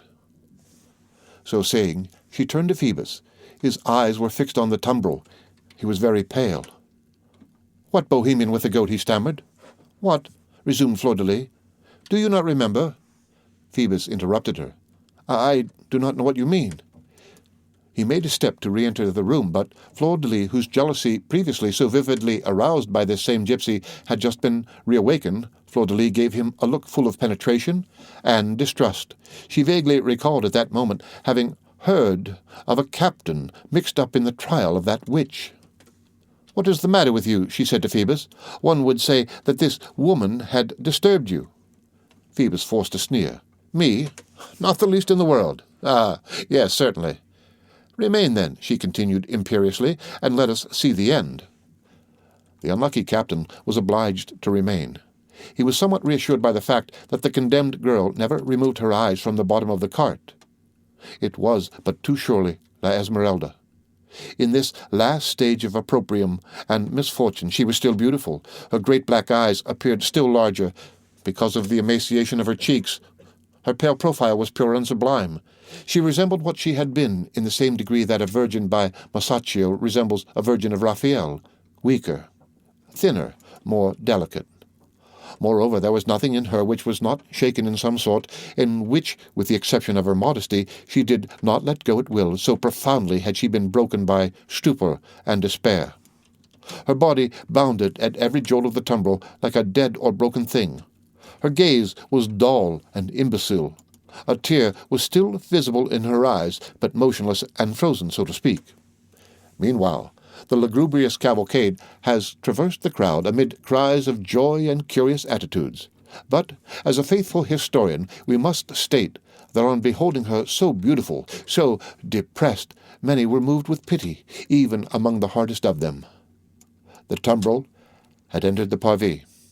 It halted before the central portal. The escort ranged themselves in line on both sides. The crowd became silent, and, in the midst of this silence, full of anxiety and solemnity, the two leaves of the grand door swung back as of themselves on their hinges, which gave a creak like the sound of a fife. Then there became visible, in all its length, the deep, gloomy church, hung in black, sparely lighted with a few candles gleaming afar off on the principal altar, opened in the midst of the place, which was dazzling with light like the mouth of a cavern. At the very extremity, in the gloom of the apse, a gigantic silver cross was visible against a black drapery which hung from the vault to the pavement. The whole nave was deserted, but a few heads of priests could be seen moving confusedly in the distant choir stalls, and at the moment when the great door opened, there escaped from the church a loud, solemn, and monotonous chanting which cast over the head of the condemned girl in gusts fragments of melancholy psalms. Non timebo mele populi circumdantis me, exsurgi Domini salvum me foc Deus. Salvum me foc Deus quoniam intraverunt aquo osceod anima meam. In fixa sum in limo profundi et non est substantia. At the same time, another voice, separate from the choir, intoned upon the steps of the chief altar this melancholy offertory. Qui verbum meum audit et credit et qui misit habet vitam aeternam et in judicium non venit sed transit a morte invitam, which means, He that heareth my word, and believeth on him that sent me, hath eternal life, and hath not come into condemnation, but is passed from death to life. This chant, which a few old men buried in the gloom sang from afar over that beautiful creature full of youth and life, caressed by the warm air of spring, inundated with sunlight, was the Mass for the dead. The people listened devoutly. The unhappy girl seemed to lose her sight and her consciousness in the obscure interior of the church. Her white lips moved as though in prayer, and the headsman assistant, who approached to assist her to alight from the cart, heard her repeating this word in a low tone. Phoebus. They untied her hands, made her alight, accompanied by her goat, which had also been unbound, and which bleated with joy at finding itself free, and they made her walk barefoot on the hard pavement to the foot of the steps leading to the door. The rope about her neck trailed behind her. One would have said it was a serpent following her. Then the chanting in the church ceased. A great golden cross and a row of wax candles began to move through the gloom. The halberds of the motley beadles clanked, and a few moments later a long procession of priests in chasubles and deacons in dalmatics marched gravely towards the condemned girl as they drawled their song, spread out before her view and that of the crowd. But her glance rested on the one who marched at the head immediately after the cross-bearer. "Oh," she said in a low voice, and with a shudder, "'tis he again, the priest." It was, in fact, the archdeacon. On his left he had the sub-chanter, on his right the chanter, armed with his official wand. He advanced with head thrown back, his eyes fixed and wide open, intoning in a strong voice, "De ventri inferi clamavi, et exaudisti voce meam, et pogestisti me in profundum in corde mans et flumem circumdedit mei," which means, "Out of the belly of hell cried I, and thou heardest my voice, for thou hadst cast me into the deep in the midst of the seas, and the floods compassed me about." At the moment when he made his appearance in the full daylight beneath the lofty arched portal, enveloped in an ample cope of silver barred with a black cross, he was so pale that more than one person in the crowd thought that one of the marble archbishops who knelt on the sepulchral stones of the choir had risen and was come to receive upon the brink of the tomb the woman who was about to die. She, no less pale, no less like a statue, had hardly noticed that they had placed in her hand a heavy lighted candle of yellow wax. She had not heard the yelping voice of the clerk reading the fatal contents of the apology. When they told her to respond with "Amen," she responded "Amen." She only recovered life and force when she beheld the priest make a sign to her guards to withdraw, and himself advance alone towards her. Then she felt her blood boil in her head, and a remnant of indignation flashed up in that soul already benumbed and cold. The archdeacon approached her slowly. Even in that extremity she beheld him cast an eye sparkling with sensuality, jealousy, and desire over her exposed form. Then he said aloud, "Young girl, have you asked God's pardon for your faults and shortcomings?" He bent down to her ear, and added, the spectators supposed that he was receiving her last confession, "Will you have me? I can still save you." She looked intently at him. "Begone, demon, or I will denounce you." He gave vent to a horrible smile. "You will not be believed. You will only add a scandal to a crime. Reply quickly. Will you have me? What have you done with my Phoebus?" "He is dead," said the priest. At that moment the wretched archdeacon raised his head mechanically, and beheld at the other end of the place, in the balcony of the ⌍𝔬𝔕 mansion, the captain standing beside Fleur de Lis. He staggered, passed his hands across his eyes, looked again, muttered a curse, and all his features were violently contorted. "Well, die then," he hissed between his teeth. "No one shall have you." Then, raising his hand over the gypsy, he exclaimed in a funereal voice, "Nunc anima anceps et scit tibi Deus misericors," which means, "Go now, soul, trembling in the balance, and God have mercy upon thee." This was the dread formula with which it was the custom to conclude these gloomy ceremonies. It was the signal agreed upon between the priest and the executioner. The crowd knelt. "Kyrie eleison," said the priests who had remained beneath the arch of the portal. "Kyrie eleison," repeated the throng in that murmur which runs over all heads like the waves of a troubled sea. "Amen," said the archdeacon. He turned his back on the condemned girl. His head sank upon his breast once more. He crossed his hands and rejoined his escort of priests, and a moment later he was seen to disappear with the cross, the candles, and the copes beneath the misty arches of the cathedral. And his sonorous voice was extinguished by degrees in the choir as he chanted this verse of despair, "Omnis gurgites tui et fluctus tui super me transierunt," which means, "All thy waves and thy billows have gone over me." At the same time, the intermittent clash of the iron butts of the beadles' halberds, gradually dying away among the columns of the nave, produced the effect of a clock-hammer striking the last hour of the condemned. The doors of Notre Dame remained open, allowing a view of the empty, desolate church, draped in mourning, without candles and without voices. The condemned girl remained motionless in her place, waiting to be disposed of. One of the sergeants of police was obliged to notify Master ℍ𝔞𝔫𝔞𝔥 of the fact, as the latter, during this entire scene, had been engaged in studying the bas-relief of the grand portal, which represents, according to some, the sacrifice of Abraham, according to others, the philosopher's alchemical operation. The sun being figured forth by the angel, the fire by the faggot, the artisan by Abraham.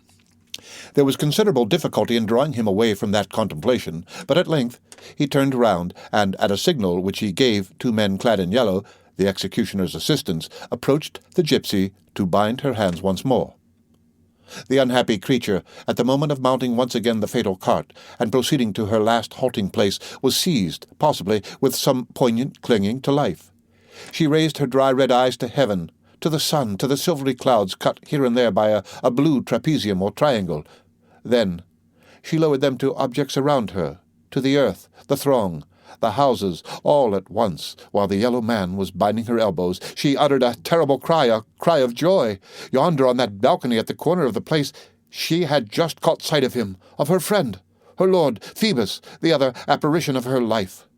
The judge had lied, the priest had lied. It was certainly he. She could not doubt it. He was there, handsome, alive, dressed in his brilliant uniform, his plume on his head, his sword by his side. "Phoebus!" she cried. "My Phoebus!" And she tried to stretch towards him arms trembling with love and rapture, but they were bound. Then she saw the captain frown. A beautiful young girl who was leaning against him gazed at him with disdainful lips and irritated eyes. Then Phoebus uttered some words which did not reach her, and both disappeared precipitately behind the window opening upon the balcony, which closed after them. "Phoebus!" she cried wildly. "Can it be you believe it?" A monstrous thought had just presented itself to her. She remembered that she had been condemned to death for murder committed on the person of Phoebus de Châteaupierre. She had borne up until that moment, but this last blow was too harsh. She fell lifeless on the pavement. "Come," said ℍ𝔞𝔫𝔞𝔥, "carry her to the cart and make an end of it."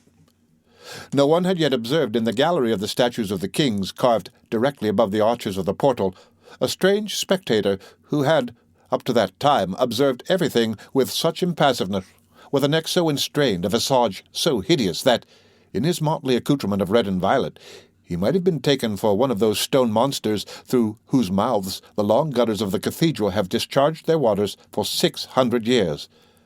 This spectator had missed nothing that had taken place since midday in front of the portal of Notre Dame, and at the very beginning he had securely fastened to one of the small columns a large knotted rope, one end of which trailed on the flight of steps below. This being done, he began to look on tranquilly, whistling from time to time when a blackbird flitted past. Suddenly, at the moment when the superintendent's assistants were preparing to execute ℍ𝔞𝔫𝔞𝔥's phlegmatic order, he threw his leg over the balustrade of the gallery, seized the rope with his feet, his knees, and his hands. Then he was seen to glide down the façade as a drop of rain slips down a window-pane, rush to the 2 executioners with the swiftness of a cat which has fallen from a roof, knock them down with 2 enormous fists, pick up the gypsy with one hand as a child would her doll, and dash back into the church with a single bound, lifting the young girl above his head and crying in a formidable voice, "Sanctuary!" This was done with such rapidity that, had it taken place at night, the whole of it could have been seen in the space of a single flash of lightning. "Sanctuary! Sanctuary!" repeated the crowd, and the clapping of 10,000 hands made Quasimodo's single eye sparkle with joy and pride. This shock restored the condemned girl to her senses. She raised her eyelids, looked at Quasimodo, then closed them again suddenly, as though terrified by her deliverer. ℍ𝔞𝔫𝔞𥗏 was stupefied, as well as the executioners and the entire escort. In fact, within the bounds of Notre Dame, the condemned girl could not be touched. The cathedral was a place of refuge. All temporal jurisdiction expired upon its threshold. Quasimodo had halted beneath the great portal. His huge feet seemed as solid on the pavement of the church as the heavy Roman pillars. His great bushy head sat low between his shoulders like the heads of lions, who also have a mane and no neck. He held the young girl, who was quivering all over, suspended from his horny hands like a white drapery. But he carried her with as much care as though he feared to break her or blight her. One would have said that he felt she was a delicate, exquisite, precious thing made for other hands than his. There were moments when he looked as if not daring to touch her, even with his breath. Then all at once he would press her forcibly in his arms against his angular bosom, like his own possession, his treasure, as the mother of that child would have done. His gnome's eye fastened upon her, inundated her with tenderness, sadness, and pity, and was suddenly raised, filled with lightnings. Then the women laughed and wept, the crowd stamped with enthusiasm, for at that moment Quasimodo had a beauty of his own. He was handsome. He, that orphan, that foundling, that outcast, he felt himself august and strong. He gazed in the face of that society from which he was banished, and in which he had so powerfully intervened, of that human justice from which he had wrenched its prey, of all those tigers whose jaws were forced to remain empty, of those policemen, those judges, those executioners, of all that force of the king which he, the meanest of creatures, had just broken with the force of God. And then it was touching to behold this protection which had fallen from a being so hideous upon a being so unhappy, a creature condemned to death, saved by Quasimodo. They were two extremes of natural and social wretchedness coming into contact and aiding each other. Meanwhile, after several moments of triumph, Quasimodo had plunged abruptly into the church with his burden. The populace, fond of all prowess, sought him with their eyes beneath the gloomy nave, regretting that he had so speedily disappeared from their acclamations. All at once he was seen to reappear at one of the extremities of the gallery of the kings of France. He traversed it, running like a madman, raising his conquest high in his arms and shouting, "Sanctuary!" The crowd broke forth into fresh applause. The gallery passed. He plunged once more into the interior of the church. A moment later he reappeared upon the upper platform, with the gypsy still in his arms, still running madly, still crying, "Sanctuary!" and the throng applauded. Finally, he made his appearance for the third time upon the summit of the tower where hung the great bell. From that point he seemed to be showing to the entire city the girl whom he had saved, and his voice of thunder, that voice which was so rarely heard, and which he never heard himself, repeated thrice with frenzy, even to the clouds, "Sanctuary! Sanctuary! Sanctuary!" "Noel! Noel!" shouted the populace in its turn, and that immense acclamation flew to astonish the crowd assembled at the Grève on the other bank, and the recluse, who was still waiting with her eyes riveted on the gibbet.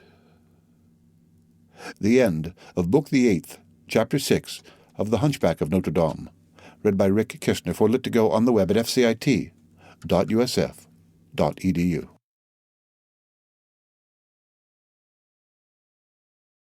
The Hunchback of Notre Dame by Victor Hugo, Volume 2, Book the 9th, Chapter 1, Delirium. Claude Frollo was no longer in Notre Dame when his adopted son so abruptly cut the fatal web in which the archdeacon and the gypsy were entangled. On returning to the sacristy, he had torn off his alb, cope, and stole, had flung all into the hands of the stupefied beadle, had made his escape through the private door of the cloister, had ordered a boatman of the Touraine to transport him to the left bank of the Seine, and had plunged into the hilly streets of the university, not knowing whither he was going, encountering at every step groups of men and women who were hurrying joyously towards the Pont Saint-Michel in the hope of still arriving in time to see the witch hung there, pale, wild, more troubled, more blind, and more fierce than a night bird let loose and pursued by a troop of children in broad daylight. He no longer knew where he was, what he thought, or whether he were dreaming. He went forward, walking, running, taking any street at haphazard, making no choice, only urged ever onward, away from the Grève, the horrible Grève, which he felt confusedly to be behind him. In this manner he skirted Mount Sainte-Geneviève, and finally emerged from the town by the Pont Saint-Victor.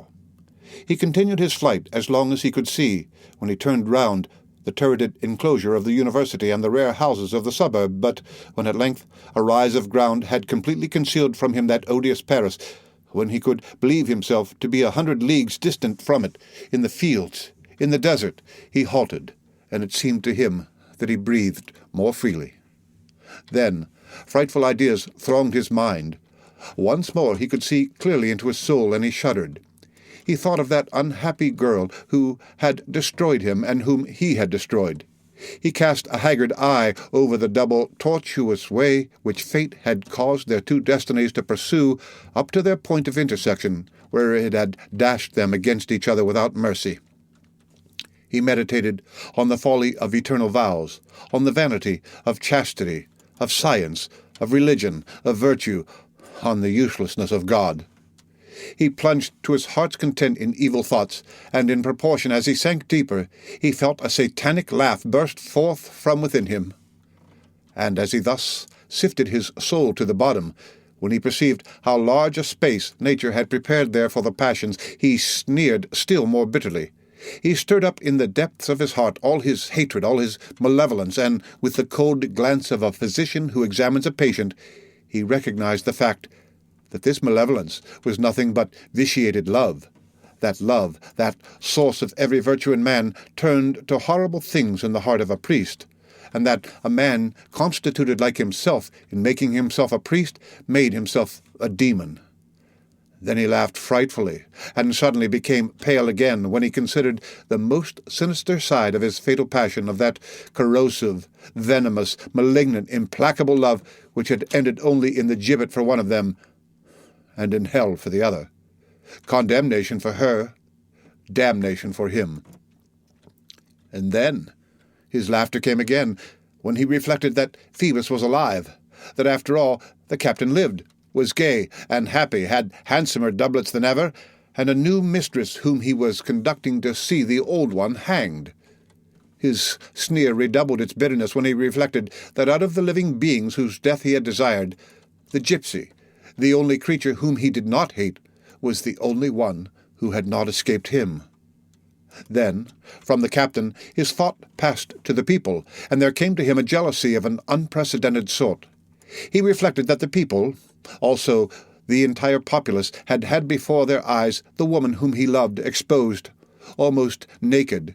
He writhed his arms with agony as he thought that the woman whose form, caught by him alone in the darkness, would have been supreme happiness, had been delivered up in broad daylight at full noonday to a whole people, clad as for a night of voluptuousness.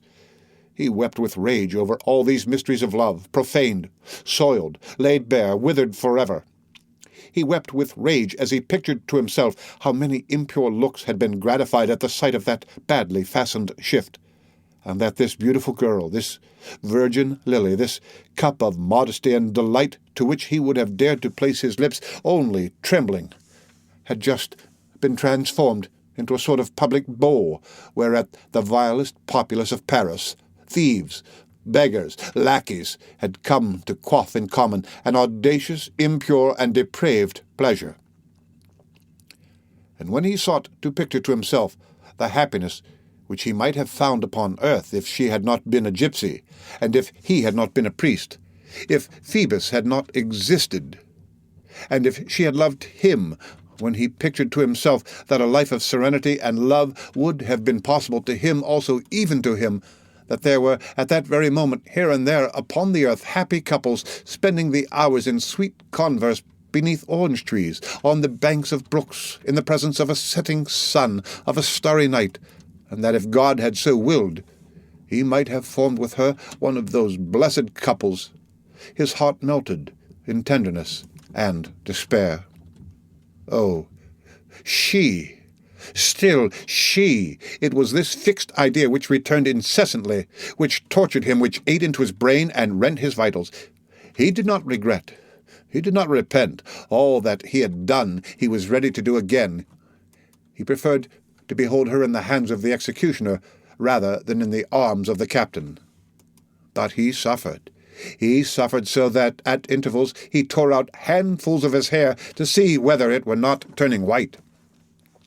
Among other moments, there came one when it occurred to him that it was perhaps the very minute when the hideous chain which he had seen that morning was pressing its iron noose closer about that frail and graceful neck. This thought caused the perspiration to start from every pore. There was another moment when, while laughing diabolically at himself, he represented to himself ␍𝔬╗ as he had seen her on that first day, lively, careless, joyous, gaily attired, dancing, winged, harmonious, and ␍𝔬╗ of the last day in her scanty shift, with a rope about her neck, mounting slowly with her bare feet the angular ladder of the gallows. He figured to himself this double picture in such a manner that he gave vent to a terrible cry.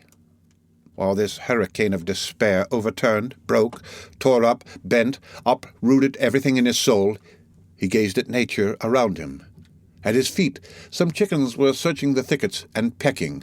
Enameled beetles ran about in the sun. Overhead, some groups of dappled grey clouds were floating across the blue sky. On the horizon, the spire of the Abbey Saint-Victor pierced the ridge of the hill with its slate obelisk, and the miller of the Coppieu hillock was whistling as he watched the laborious wings of his mill turning.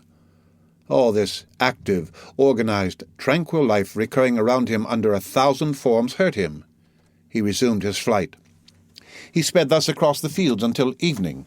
This flight from nature, life, himself, man, God, everything, lasted all day long. Sometimes he flung himself face downward on the earth and tore up the young blades of wheat with his nails.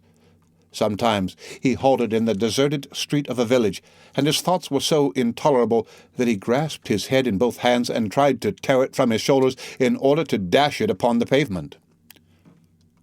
Towards the hour of sunset, he examined himself again, and found himself nearly mad. The tempest which had raged within him ever since the instant when he had lost the hope and the will to save the gypsy, that tempest had not left in his conscience a single healthy idea, a single thought which maintained its upright position. His reason lay there almost entirely destroyed. There remained but two distinct images in his mind, ␌𝔫𝔞𝔥 and the gallows. All the rest was blank. Those two images united presented to him a frightful group, and the more he concentrated what attention and thought was left to him, the more he beheld them grow, in accordance with a fantastic progression, the one in grace, in charm, in beauty, in light, the other in deformity and horror. So that at last ␌𝔫𝔞𝔥 appeared to him like a star, the gibbet like an enormous fleshless arm. One remarkable fact is that during the whole of this torture the idea of dying did not seriously occur to him. The wretch was made so. He clung to life. Perhaps he really saw hell beyond it.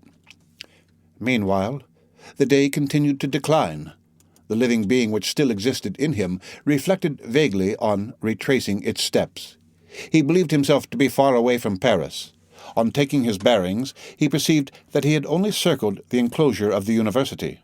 The spire of Saint-Sulpice and the three lofty needles of Saint-Germain-des-Prés rose above the horizon on his right. He turned his steps in that direction, when he heard the brisk challenge of the men-at-arms of the abbey around the crenellated circumscribing wall of Saint-Germain. He turned aside, took a path which presented itself between the abbey and the lazar house of the Bourg, and at the expiration of a few minutes found himself on the verge of the Pré aux Clercs. This meadow was celebrated by reason of the brawls which went on there night and day. It was the hydra of the poor monks of Saint-Germain. Quod moacis sancti Germani praetensis hydra fuit, clericis nova semper desidiorum capita suscitantibus. The archdeacon was afraid of meeting someone there. He feared every human countenance. He had just avoided the university and the Bourg Saint-Germain. He wished to re-enter the streets as late as possible. He skirted the Pré aux Clercs, took the deserted path which separated it from the Du Neuf, and at last reached the water's edge. There Dom Claude found a boatman, who for a few farthings in Parisian coinage rowed him up the Seine as far as the point of the city, and landed him on that tongue of abandoned land where the reader has already beheld Gringoire dreaming, and which was prolonged beyond the King's Gardens, parallel to the Isle du Possieux au Vos. The monotonous rocking of the boat and the ripple of the water had in some sort quieted the unhappy Claude. When the boatman had taken his departure, he remained standing stupidly on the strand, staring straight before him, and perceiving objects only through magnifying oscillations which rendered everything a sort of phantasmagoria to him. The fatigue of a great grief not infrequently produces this effect on the mind. The sun had set behind the lofty Tour de Nesle. It was the twilight hour. The sky was white, the water of the river was white.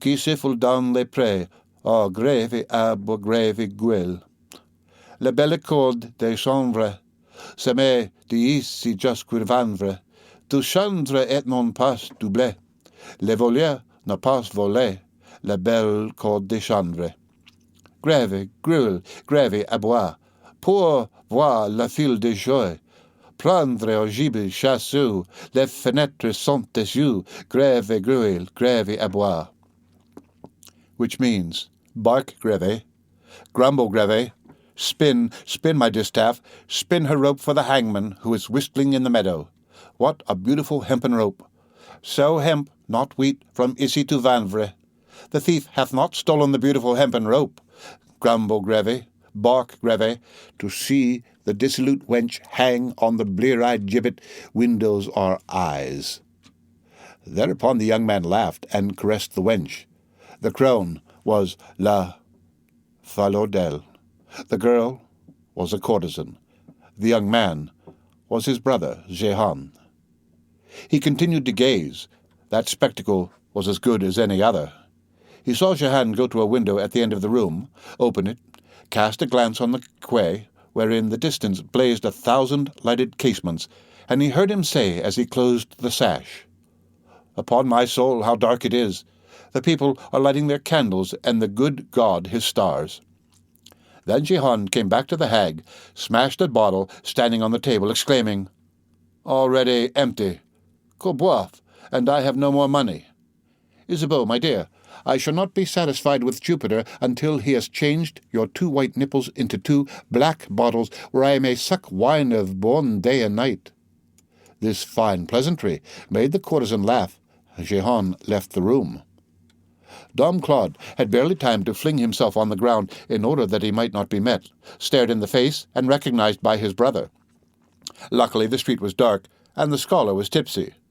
Nevertheless, he caught sight of the archdeacon prone upon the earth in the mud. "Oh," said he, "here's a fellow who has been leading a jolly life today." He stirred up Dom Claude with his foot, and the latter held his breath. "Dead drunk," resumed ℍ𝔞𝔫𝔞𥐬. "Come, he's full, a regular leech detached from a hogshead. He's bald," he added, bending down. "'Tis an old man. Fortunate senex." Then Dom Claude heard him retreat, saying, "'Tis all the same. Reason is a fine thing, and my brother the archdeacon is very happy, and that he is wise and has money." Then the archdeacon rose to his feet and ran without halting towards Notre Dame, whose enormous towers he beheld rising above the houses through the gloom. At the instant when he arrived, panting, on the Place du Parvis, he shrank back and dared not raise his eyes to the fatal edifice. "Oh," he said in a low voice, "is it really true that such a thing took place here, today, this very morning?" Still, he ventured to glance at the church. The front was sombre. The sky behind was glittering with stars. The crescent of the moon, in her flight upward from the horizon, had paused at the moment on the summit of the right-hand tower, and seemed to have perched itself like a luminous bird on the edge of the balustrade, cut out in black trefoils. The cloister door was shut, but the archdeacon always carried with him the key of the tower in which his laboratory was situated. He made use of it to enter the church. In the church he found the gloom and silence of a cavern. By the deep shadows which fell in broad sheets from all directions, he recognized the fact that the hangings for the ceremony of the morning had not yet been removed. The great silver cross shone from the depths of the gloom, powdered with some sparkling points, like the Milky Way of that sepulchral night. The long windows of the choir showed the upper extremities of their arches above the black draperies, and their painted panes, traversed by a ray of moonlight, had no longer any hues but the doubtful colors of night, a sort of violet, white and blue, whose tint is found only on the faces of the dead. The archdeacon, on perceiving these wan spots all around the choir, thought he beheld the mitres of damned bishops. He shut his eyes, and when he opened them again, he thought they were a circle of pale visages gazing at him. He started to flee across the church. Then it seemed to him that the church was also shaking, moving, becoming endued with animation, that it was alive, that each of the great columns was turning into an enormous paw which was beating the earth with its big stone spatula, and that the gigantic cathedral was no longer anything but a sort of prodigious elephant which was breathing and marching with its pillars for feet, its 2 towers for trunks, and the immense black cloth for its housings. This fever, or madness, had reached such a degree of intensity that the external world was no longer anything more for the unhappy man than a sort of apocalypse, visible, palpable, terrible. For one moment he was relieved. As he plunged into the side aisles, he perceived a reddish light behind a cluster of pillars. He ran towards it as to a star. It was the poor lamp which lighted the public breviary of Notre Dame night and day beneath its iron grating. He flung himself eagerly upon the holy book in the hope of finding some consolation or some encouragement there. The book lay open at this passage of Job, over which his staring eye glanced. "And a spirit passed before my face, and I heard a small voice, and the hair of my flesh stood up." On reading these gloomy words, he felt that which a blind man feels when he feels himself pricked by the staff which he has picked up. His knees gave way beneath him, and he sank upon the pavement, thinking of her who had died that day. He felt so many monstrous vapours pass and discharge themselves in his brain that it seemed to him that his head had become one of the chimneys of hell. It would appear that he remained a long time in this attitude, no longer thinking, overwhelmed and passive beneath the hand of the demon. At length some strength returned to him. It occurred to him to take refuge in his tower beside his faithful Quasimodo. He rose, and as he was afraid, he took the lamp from the breviary to light his way. It was a sacrilege, but he had gone beyond heeding such a trifle now. He slowly climbed the stairs of the towers, filled with a secret fright which must have been communicated to the rare passers-by in the Place du Pavé by the mysterious light of his lamp, mounting so late from loophole to loophole of the bell-tower. All at once he felt a freshness on his face, and he found himself at the door of the highest gallery. The air was cold, the sky was filled with hurrying clouds, whose large white flakes drifted one upon another like the breaking up of river ice after the winter. The crescent of the moon, stranded in the midst of the clouds, seemed a celestial vessel caught in the ice cakes of the air. He lowered his gaze and contemplated for a moment through the railing of slender columns which unites the two towers far away, through a gauze of mists and smoke, the silent throng of the roofs of Paris, pointed, innumerable, crowded and small like the waves of a tranquil sea on a summer night. The moon cast a feeble ray which imparted to earth and heaven an ashy hue. At that moment the clock raised its shrill, cracked voice. Midnight rang out. The priest thought of midday. 12 o'clock had come back again. "Oh," he said in a very low voice, "she must be cold now."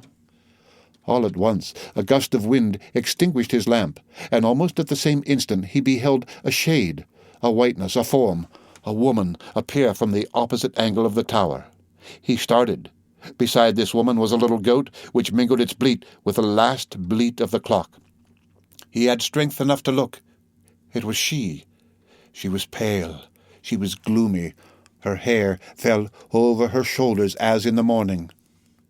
But there was no longer a rope on her neck. Her hands were no longer bound. She was free. She was dead. She was dressed in white and had a white veil on her head. She came towards him, slowly, with her gaze fixed on the sky. The supernatural goat followed her. He felt as though made of stone and too heavy to flee. At every step which she took in advance, he took one backwards, and that was all. In this way he retreated once more beneath the gloomy arch of the stairway. He was chilled by the thought that she might enter there also. Had she done so, he would have died in terror. She did arrive, in fact, in front of the door to the stairway, and paused there for several minutes, stared intently into the darkness, but without appearing to see the priest, and passed on. She seemed taller to him than when she had been alive. He saw the moon through her white robe. He heard her breath. When she had passed on, he began to descend the staircase again with the slowness which he had observed in the spectre, believing himself to be a spectre too, haggard, with hair on end, his extinguished lamp still in his hand, and as he descended the spiral steps, he distinctly heard in his ear a voice laughing and repeating, "A spirit passed before my face, and I heard a small voice, and the hair of my flesh stood up." The end of Book the 9th, Chapter 1, of The Hunchback of Notre Dame, read by Ray. Go on the web at fcit.usf.edu.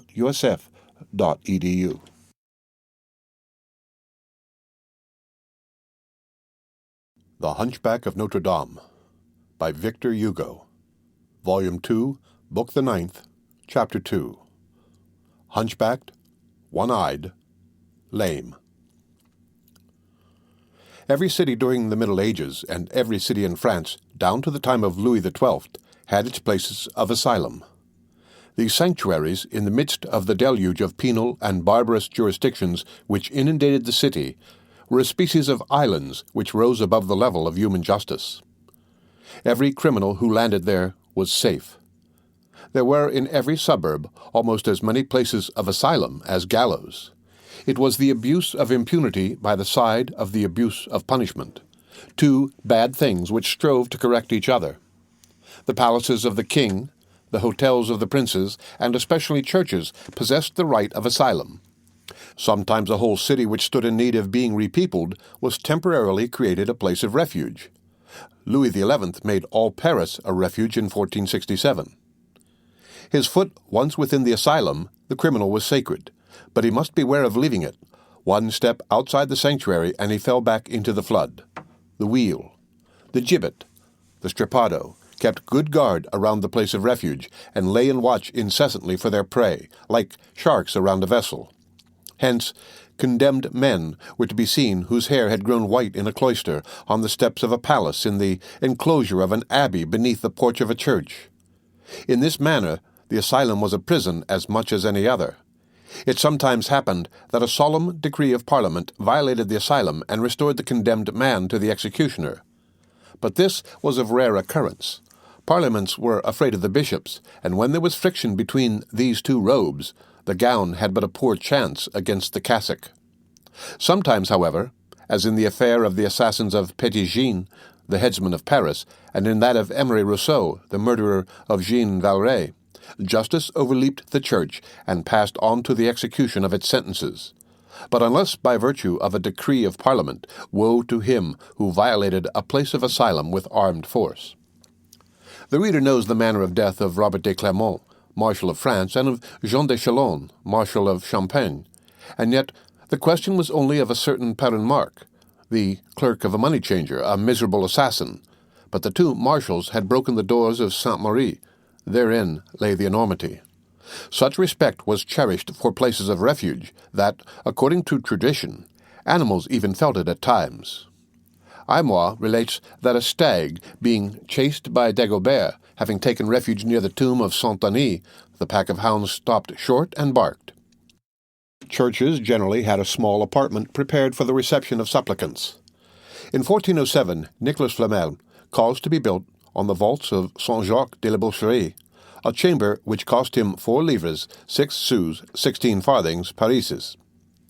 At Notre Dame it was a tiny cell situated on the roof of the side aisle beneath the flying buttresses, precisely at the spot where the wife of the present janitor of the towers has made for herself a garden, which is to the hanging gardens of Babylon what a lettuce is to a palm tree, what a porter's wife is to a Semiramis. It was here that Quasimodo had deposited La Esmeralda after his wild and triumphant course. As long as that course lasted, the young girl had been unable to recover her senses, half unconscious, half awake, no longer feeling anything, except that she was mounting through the air, floating in it, flying in it, that something was raising her above the earth. From time to time she heard the loud laughter, the noisy voice of Quasimodo in her ear. She half opened her eyes, then below her she confusedly beheld Paris checkered with its 1,000 roofs of slate and tiles, like a red and blue mosaic, above her head the frightful and joyous face of Quasimodo. Then her eyelids drooped again. She thought that all was over, that they had executed her during her swoon, and that the misshapen spirit which had presided over her destiny had laid hold of her and was bearing her away. She dared not look at him, and she surrendered herself to her fate. But when the bell-ringer, dishevelled and panting, had deposited her in the cell of refuge, when she felt his huge hands gently detaching the cord which bruised her arms, she felt that sort of shock which awakens with a start the passengers of a vessel which runs aground in the middle of a dark night. Her thoughts awoke also, and returned to her one by one. She saw that she was in Notre Dame.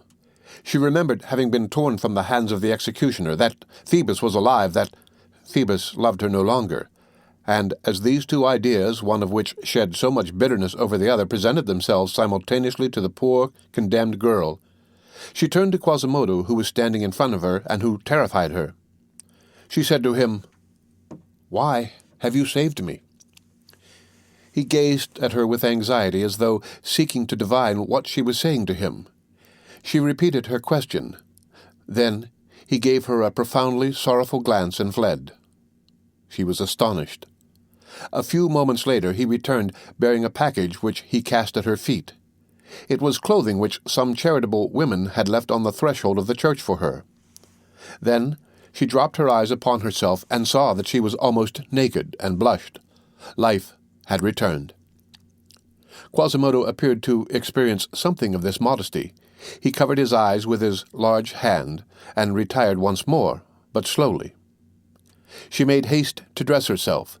The robe was a white one with a white veil, the garb of a novice of the Hôtel d'Ien. She had barely finished when she beheld Quasimodo returning. He carried a basket under one arm and a mattress under the other.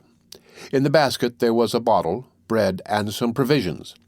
He set the basket on the floor and said, "Eat." He spread the mattress on the flagging and said, "Sleep." It was his own repast. It was his own bed which the bell-ringer had gone in search of. The gypsy raised her eyes to thank him, but she could not articulate a word. She dropped her head with a quiver of terror. Then he said to her, "I frighten you. I am very ugly, am I not? Do not look at me. Only listen to me. During the day you will remain here. At night you can walk all over the church. But do not leave the church either by day or by night. You would be lost. They would kill you, and I should die."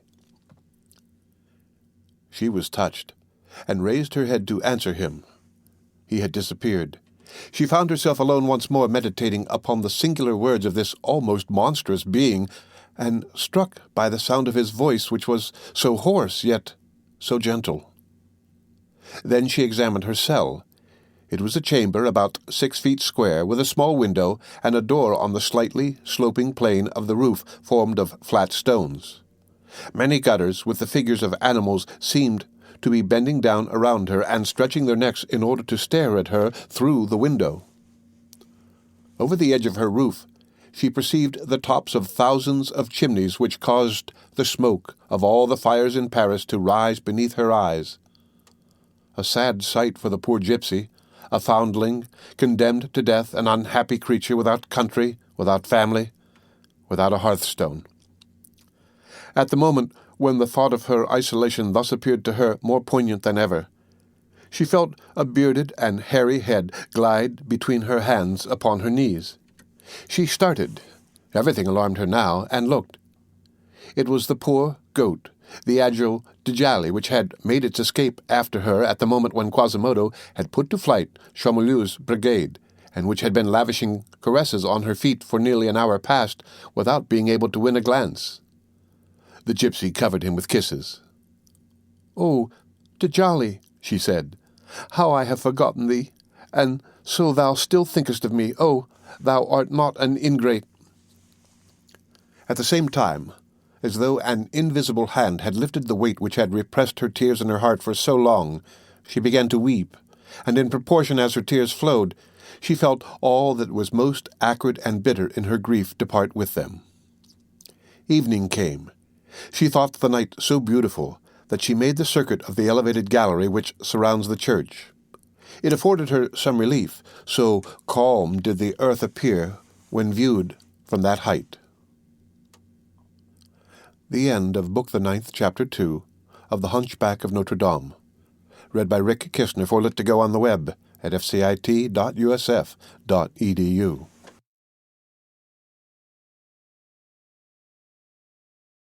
The Hunchback of Notre Dame by Victor Hugo. Volume 2, Book the 9th, Chapter 3. Death. On the following morning, she perceived on awaking that she had been asleep. This singular thing astonished her. She had been so long unaccustomed to sleep. A joyous ray of the rising sun entered through her window and touched her face. At the same time, with the sun, she beheld at that window an object which frightened her, the unfortunate face of Quasimodo.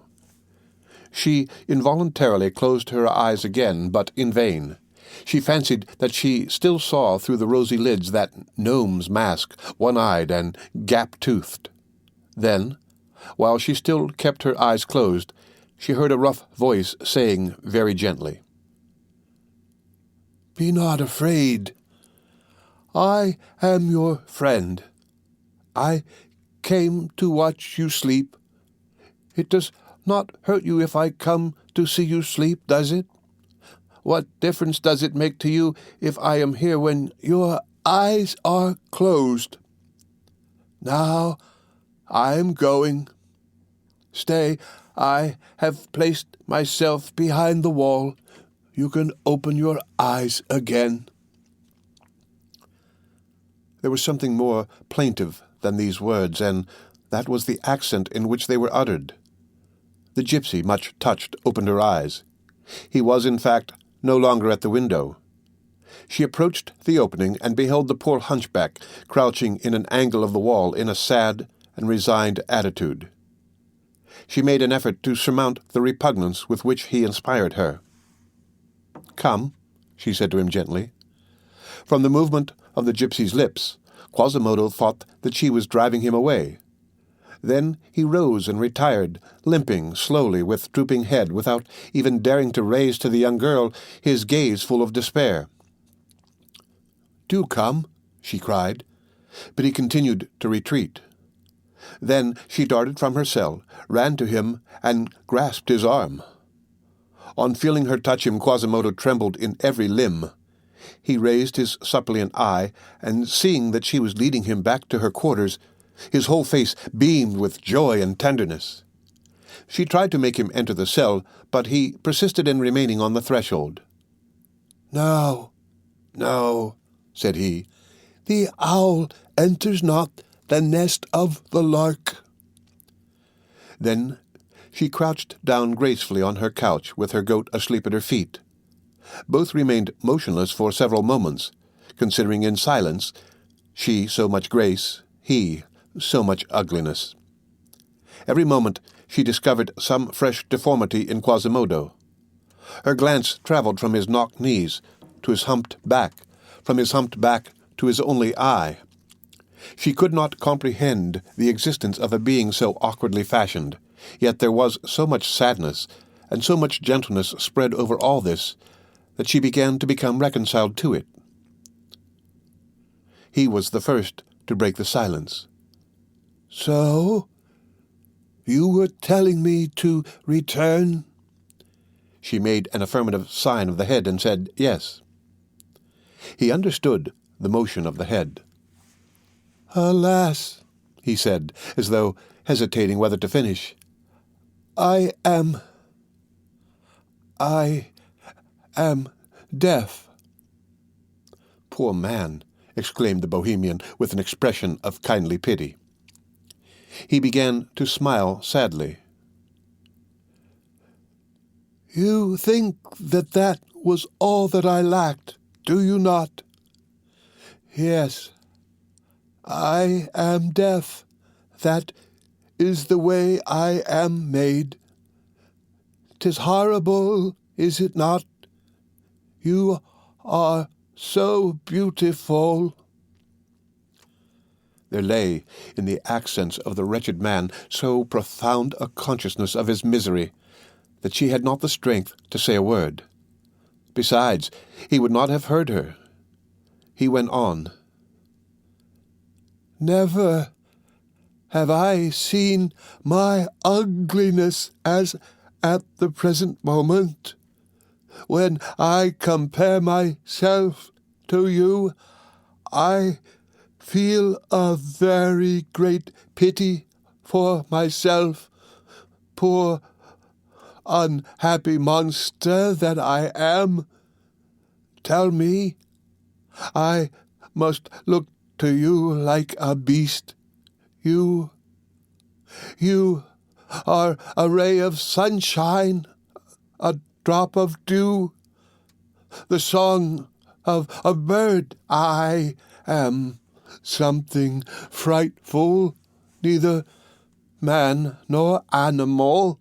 I know not what harder, more trampled underfoot, and more unshapely than a pebble stone." Then he began to laugh, and that laugh was the most heart-breaking thing in the world. He continued, "Yes, I am deaf, but you shall talk to me by gestures, by signs. I have a master who talks with me in that way, and then I shall very soon know your wish from the movement of your lips, from your look." "Well," she interposed with a smile, "tell me why you saved me." He watched her attentively while she was speaking. "I understand," he replied. "You ask me why I saved you. You have forgotten a wretch who tried to abduct you one night, a wretch to whom you rendered succor on the following day on the infamous pillory. A drop of water and a little pity. That is more than I can repay with my life. You have forgotten that wretch, but he remembers it." She listened to him with profound tenderness. A tear swam in the eye of the bell-ringer, but did not fall.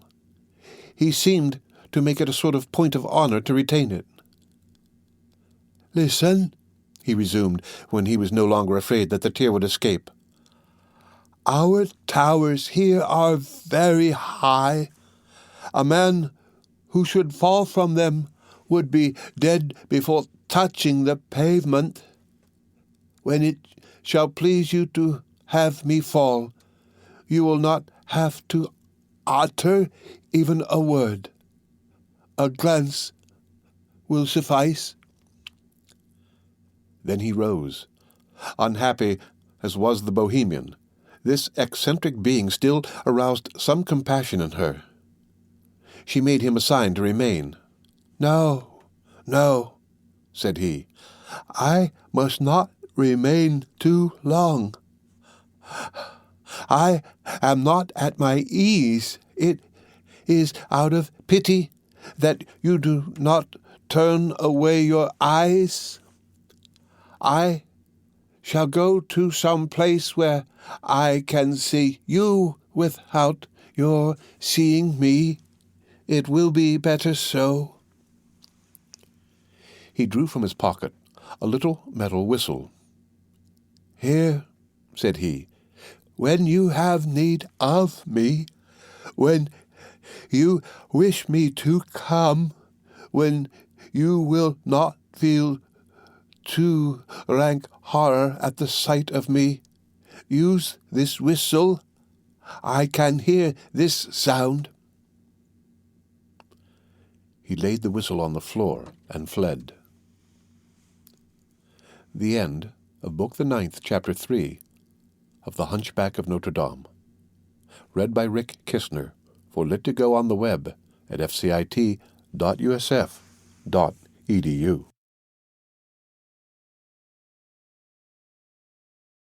The Hunchback of Notre Dame by Victor Hugo. Volume 2, Book the 9th, Chapter 4. Earthenware and Crystal. Day followed day.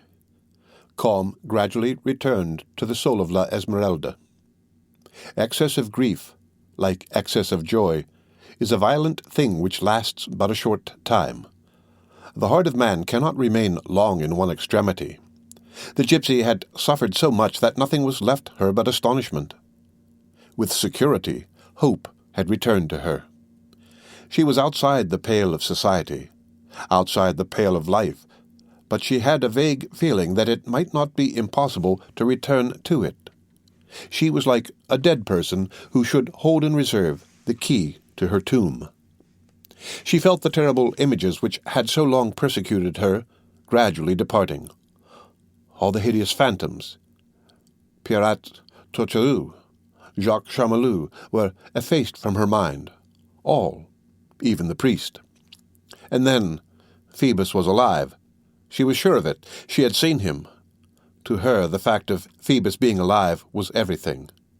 After the series of fatal shocks which had overturned everything within her, she had found but one thing intact in her soul, one sentiment, her love for the captain. Love is like a tree. It sprouts forth of itself, sends its roots out deeply through our whole being, and often continues to flourish greenly over a heart in ruins. And the inexplicable point about it is that the more blind is this passion, the more tenacious it is. It is never more solid than when it has no reason in it. ℌ𝔞𝔫𝔞𝔥 did not think of the captain without bitterness, no doubt. It was terrible that he also should have been deceived, that he should have believed that impossible thing, that he could have conceived of a stab dealt by her who would have given 1,000 lives for him. But, after all, she must not be too angry with him for it. Had she not confessed her crime? Had she not yielded, weak woman that she was, to torture? The fault was entirely hers. She should have allowed her fingernails to be torn out rather than such a word to be wrenched from her. In short, if she could but see Phoebus once more for a single minute, only one word would be required, one look in order to undeceive him, to bring him back. She did not doubt it. She was astonished also at many singular things, at the accident of Phoebus's presence on the day of the penance, at the young girl with whom he had been. She was his sister, no doubt. An unreasonable explanation, but she contented herself with it, because she needed to believe that Phoebus still loved her, and loved her alone. Had he not sworn it to her? What more was needed, simple and credulous as she was? And then, in this matter, were not appearances much more against her than against him? Accordingly, she waited. She hoped. Let us add that the church, that vast church which surrounded her on every side, which guarded her, which saved her, was itself a sovereign tranquilizer.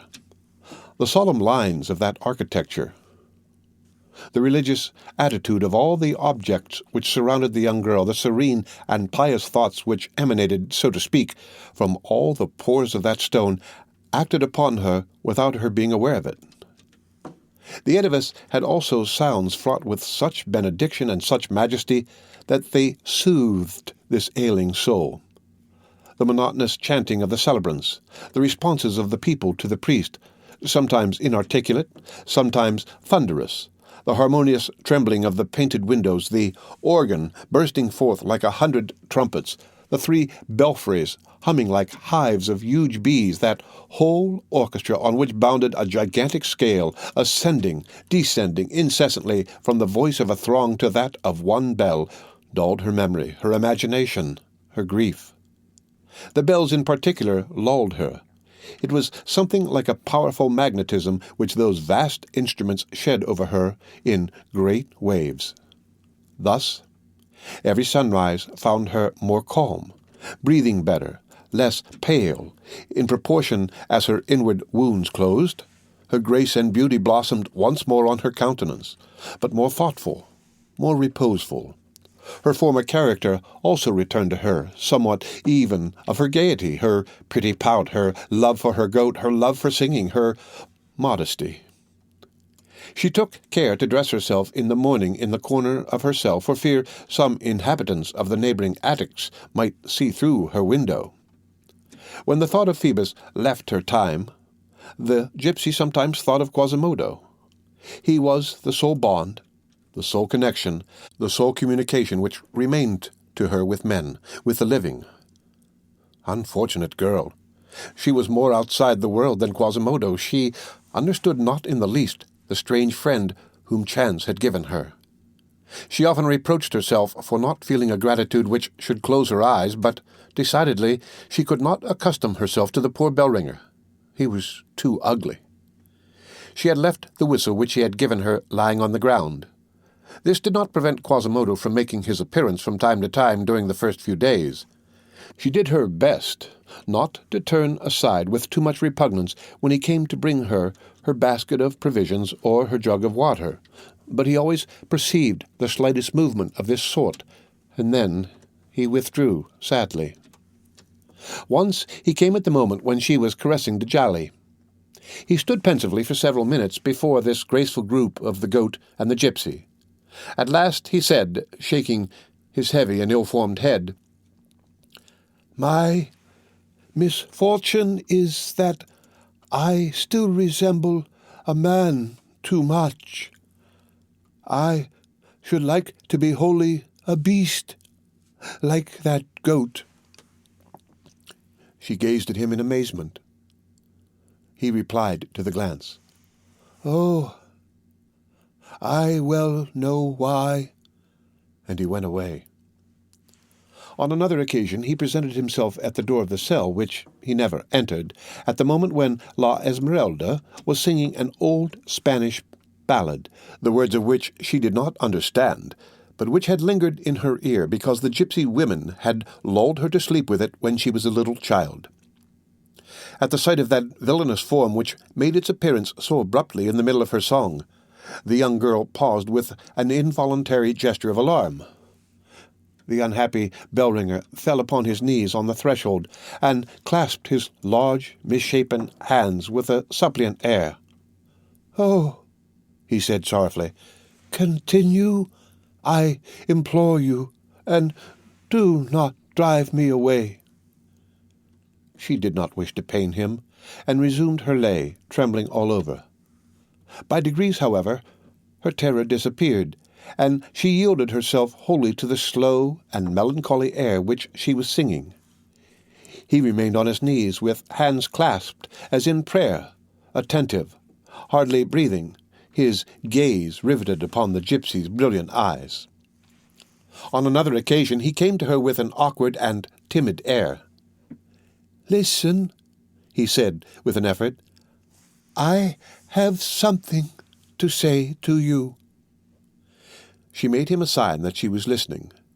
Then he began to sigh, half opened his lips, appeared for a moment to be on the point of speaking. Then he looked at her again, shook his head, and withdrew slowly with his brow in his hand, leaving the gypsy stupefied. Among the grotesque personages sculptured on the wall, there was one to whom he was particularly attached, and with which he often seemed to exchange fraternal glances. Once the gypsy heard him saying to it, "Oh, why am not I of stone like you?" At last, one morning, ℌ𝔶𝔶𝔶 had advanced to the edge of the roof and was looking into the place over the pointed roof of St. Jean-le-Rond. Quasimodo was standing behind her. He had placed himself in that position in order to spare the young girl, as far as possible, the displeasure of seeing him. All at once the gypsy started. A tear and a flash of joy gleamed simultaneously in her eye. She knelt on the brink of the roof and extended her arms towards the place with anguish, exclaiming, "Phoebus, come! Come, a word! A single word in the name of heaven! Phoebus! Phoebus!" Her voice, her face, her gesture, her whole person bore the heart-rending expression of a shipwrecked man who is making a signal of distress to the joyous vessel which is passing afar off in a ray of sunlight on the horizon. Quasimodo leaned over the place and saw that the object of this tender and agonizing prayer was a young man, a captain, a handsome cavalier, all glittering with arms and decorations, prancing across the end of the place and saluting with his plume a beautiful lady who was smiling at him from her balcony. However, the officer did not hear the unhappy girl calling him. He was too far away. But the poor deaf man heard. A profound sigh heaved his breast. He turned round. His heart was swollen with all the tears which he was swallowing. His convulsively clenched fists struck against his head, and when he withdrew them, there was a bunch of red hair in each hand. The gypsy paid no heed to him. He said in a low voice as he gnashed his teeth, "Damnation! That is what one should be like. 'Tis only necessary to be handsome on the outside. Meanwhile, she remained kneeling and cried with extraordinary agitation, "Oh, there he is, alighting from his horse. He is about to enter that house. Phoebus! He does not hear me. Phoebus! How wicked that woman is to speak to him at the same time with me. Phoebus! Phoebus!" The deaf man gazed at her. He understood this pantomime. The poor bell-ringer's eye filled with tears, but he let none fall. All at once he pulled her gently by the border of her sleeve. She turned round. He had assumed a tranquil air. He said to her, "Would you like to have me bring him to you?" She uttered a cry of joy. "Oh, go, hasten, run, quick! That captain, bring him to me. I will love you for it." She clasped her knees. He could not refrain from shaking his head sadly. "I will bring him to you," he said in a weak voice. Then he turned his head and plunged down the staircase with great strides, stifling with sobs. When he reached the place, he no longer saw anything except the handsome horse hitched at the door of the gondolier house. The captain had just entered there. He raised his eyes to the roof of the church. ␍𝔬╗ was there in the same spot, in the same attitude. He made her a sad sign with his head. Then he planted his back against one of the stone posts of the gondolier porch, determined to wait until the captain should come forth. In the gondolier house, it was one of those gala days which precede a wedding. Quasimodo beheld many people enter, but no one came out. He cast a glance towards the roof from time to time. The gypsy did not stir any more than himself. A groom came and unhitched the horse and led it to the stable of the house. The entire day passed. Thus Quasimodo at his post, ␍𝔬╗ on the roof, Phoebus, no doubt, at the feet of ␍𝔬╗. At length night came, a moonless night, a dark night. Quasimodo fixed his gaze in vain upon ␍𝔬╗. Soon she was no more than a whiteness amid the twilight. Then nothing. All was effaced, all was black. Quasimodo beheld the front windows from top to bottom of the gondolier mansion illuminated. He saw the other casements in the place lighted one by one. He also saw them extinguished to the very last, for he remained the whole evening at his post. When the officer did not come forth, when the last passers-by had returned home, when the windows of all the other houses were extinguished, Quasimodo was left entirely alone, entirely in the dark. There were at that time no lamps in the square before Notre Dame. Meanwhile, the windows of the gondolier mansion remained lighted even after midnight. Quasimodo, motionless and attentive, beheld a throng of lively dancing shadows pass athwart the many-colored painted panes. Had he not been deaf, he would have heard more and more distinctly, in proportion as the noise of sleeping Paris died away, a sound of feasting, laughter, and music in the gondolier mansion. Towards 1 o'clock in the morning, the guests began to take their leave. Quasimodo, shrouded in darkness, watched them all pass out through the porch illuminated with torches. None of them was the captain. He was filled with sad thoughts. At times he looked upwards into the air like a person who was weary of waiting. Great black clouds, heavy, torn, split, hung like crape hammocks beneath the starry dome of night. One would have pronounced them spiders' webs of the vault of heaven. In one of these moments he suddenly beheld the long window on the balcony, whose stone balustrade projected above his head, open mysteriously. The frail glass door gave passage to two persons, and closed noiselessly behind them.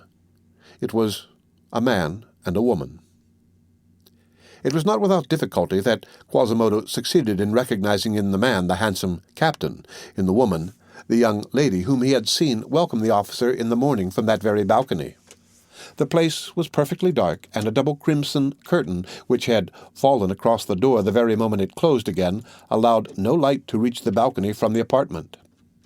The young man and the young girl, so far as our deaf man could judge without hearing a single one of their words, appeared to abandon themselves to a very tender tete-a-tete. The young girl seemed to have allowed the officer to make a girdle for her of his arm, and gently repulsed a kiss. Quasimodo looked on from below at this scene, which was all the more pleasing to witness because it was not meant to be seen. He contemplated with bitterness that beauty, that happiness.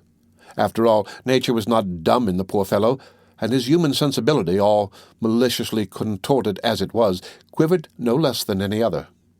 He thought of the miserable portion which Providence had allotted to him.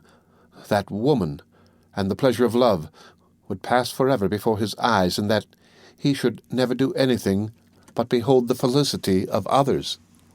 But that which rent his heart most in this sight, that which mingled indignation with his anger, was the thought of what the gypsy would suffer could she behold it.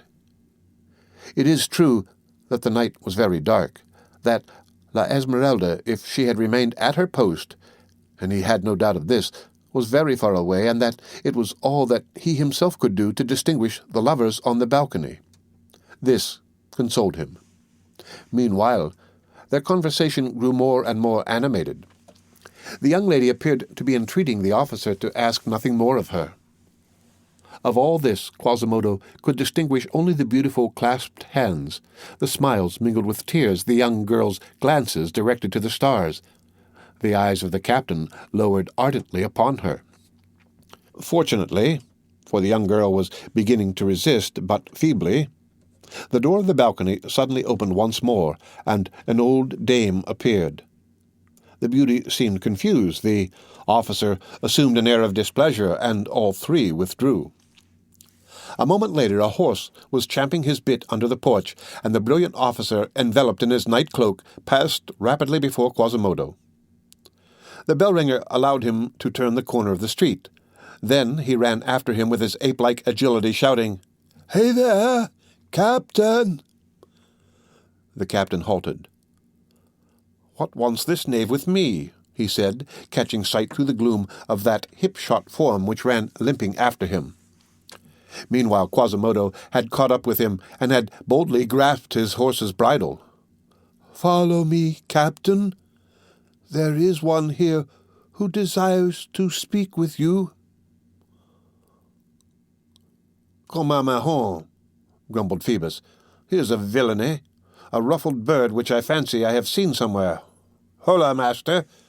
Will you let my horse's bridle alone?" "Captain," replied the deaf man, "do you not ask me who it is?" "I tell you to release my horse," retorted Phoebus impatiently. "What means the knave by clinging to the bridle of my steed? Do you take my horse for a gallows?" Quasimodo, far from releasing the bridle, prepared to force him to retrace his steps. Unable to comprehend the captain's resistance, he hastened to him to say, "Come, Captain. 'Tis a woman who is waiting for you." He added with an effort, "A woman who loves you." "A rare rascal," said the captain, "who thinks me obliged to go to all the women who love me, or who say they do. And what if by chance she should resemble you, you face of a screech-owl? Tell the woman who has sent you that I am about to marry, and that she may go to the devil." "Listen," exclaimed Quasimodo, thinking to overcome his hesitation with a word. "Come, Monseigneur, 'tis the gypsy whom you know." This word did, indeed, produce a great effect on Phoebus, but not of the kind which the deaf man expected. It will be remembered that our gallant officer had retired with Fleur-de-Lis several moments before Quasimodo had rescued the condemned girl from the hands of Charmilus. Afterwards, in all his visits to the Gondelaurier mansion, he had taken care not to mention that woman, the memory of whom was, after all, painful to him, and on her side Fleur-de-Lis had not deemed it politic to tell him that the gypsy was alive. Hence Phoebus believed poor Simile to be dead, and that a month or two had elapsed since her death. Let us add that for the last few moments the captain had been reflecting on the profound darkness of the night, the supernatural ugliness, the the sepulchral voice of the strange messenger, that it was past midnight, that the street was deserted as on the evening when the surly monk had accosted him, and that his horse snorted as it looked at Quasimodo. "The gypsy!" he exclaimed, almost frightened. "Look here! Do you come from the other world?" And he laid his hand on the hilt of his dagger. "Quick! Quick!" said the deaf man, endeavoring to drag the horse along. "This way!" Phoebus dealt him a vigorous kick in the breast. Quasimodo's eye flashed. He made a motion to fling himself on the captain. Then he drew himself stiffly up and said, "Oh, how happy you are to have someone who loves you." He emphasized the words "someone," and, loosing the horse's bridle, "Begone!" Phoebus spurred on in all haste, swearing. Quasimodo watched him disappear in the shades of the street. "Oh," said the poor deaf man, in a very low voice, "to refuse that." He re-entered Notre Dame, lighted his lamp, and climbed to the tower again. The gypsy was still in the same place as he had supposed. She flew to meet him as far off as she could see him. "Alone," she cried, clasping her beautiful hands sorrowfully. "I could not find him," said Quasimodo coldly. "You should have waited all night," she said angrily. He saw her gesture of wrath and understood the reproach. "I will lie and wait for him better another time," he said, dropping his head. "Begone," she said to him. He left her. She was displeased with him. He preferred to have her abuse him rather than to have afflicted her. He had kept all the pain to himself. From that day forth the gypsy no longer saw him. He ceased to come to her cell. At the most, she occasionally caught a glimpse at the summit of the towers of the bell-ringer's face turned sadly to her, but as soon as she perceived him, he disappeared. We must admit that she was not much grieved by this voluntary absence on the part of the poor hunchback. At the bottom of her heart, she was grateful to him for it. Moreover, Quasimodo did not deceive himself on this point. She no longer saw him, but she felt the presence of a good genius about her. Her provisions were replenished by an invisible hand during her slumbers. One morning she found a cage of birds on her window. There was a piece of sculpture above her window which frightened her. She had shown this more than once in Quasimodo's presence. One morning, for all these things happened at night, she no longer saw it. It had been broken. The person who had climbed up to that carving must have risked his life. Sometimes in the evening she heard a voice concealed beneath the wind-screen of the bell-tower singing a sad, strange song, as though to lull her to sleep. The lines were unrhymed, such as a deaf person can make. Ne regarde pas les figures, ℌ𝔬𝔫 regarde les corps. Les corps d'un beau jeune homme est souvent déformé. Il y a des corps où le mot ne se conserve pas. ℌ𝔬𝔫 la sapine n'est pas beau? N'est pas beau comme les paupières, mais il garde son feuillage l'hiver. Hélas, et quoi bon dire cela? C'est que n'est pas beau et tout être. La beauté n'en met que la beauté, avait donné les dos aux janvier.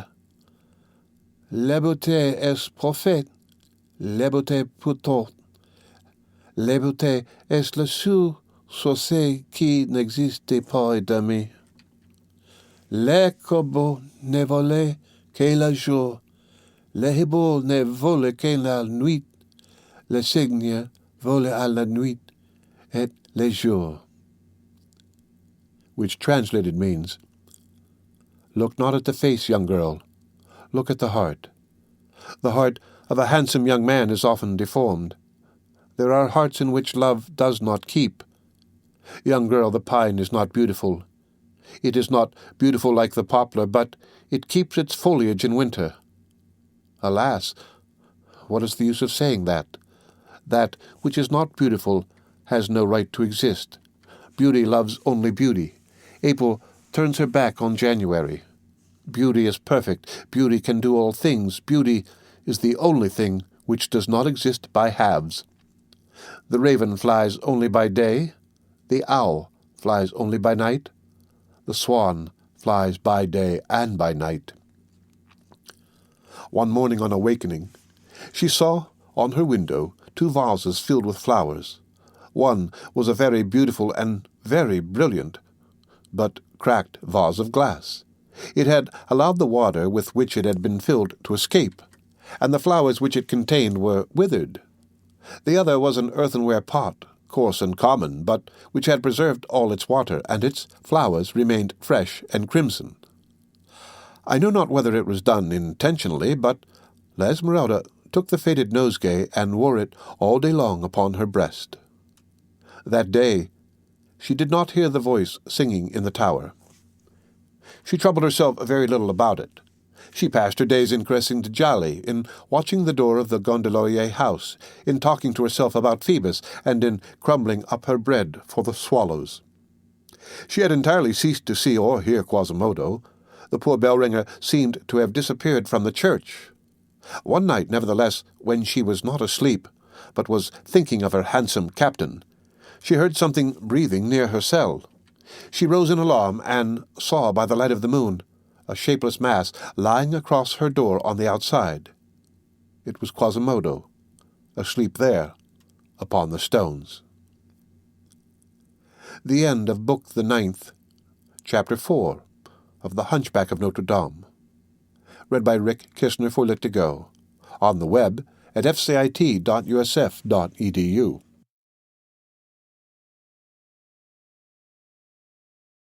The Hunchback of Notre Dame by Victor Hugo.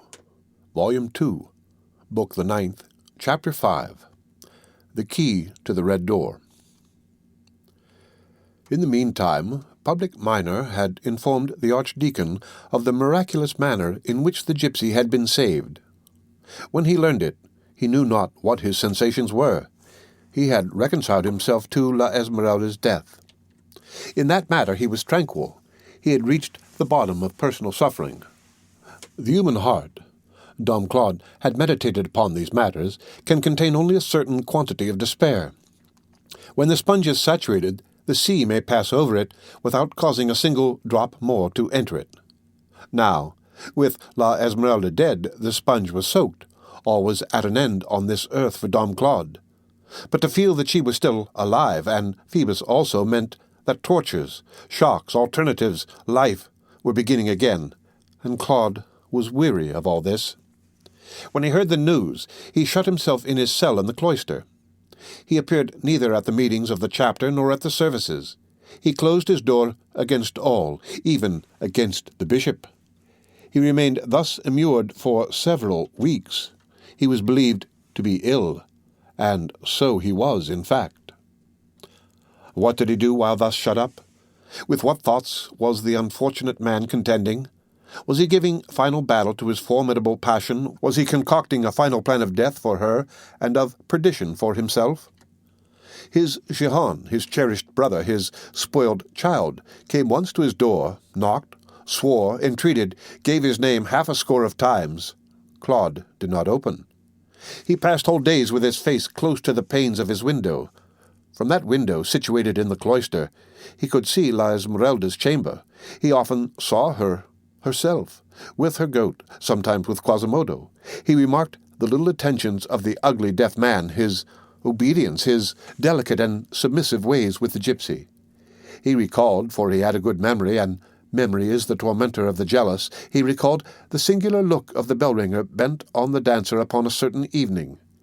He asked himself what motive could have impelled Quasimodo to save her.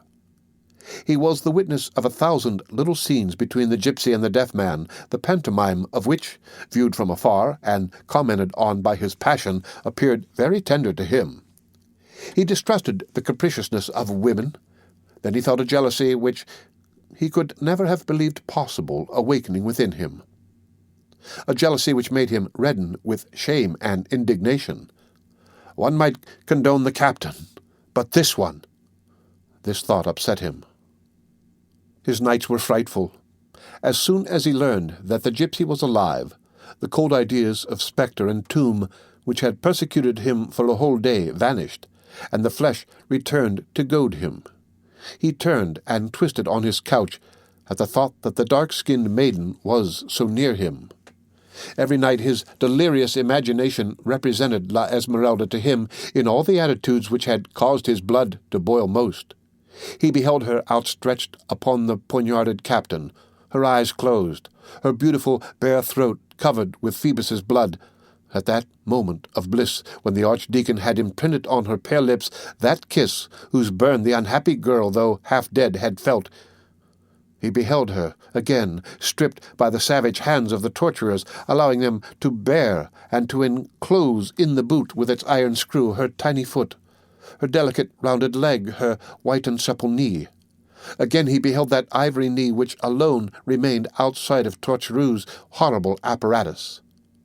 Lastly, he pictured the young girl in her shift, with the rope about her neck, shoulders bare, feet bare, almost nude, as he had seen her on that last day. These images of voluptuousness made him clench his fists, and a shiver run along his spine.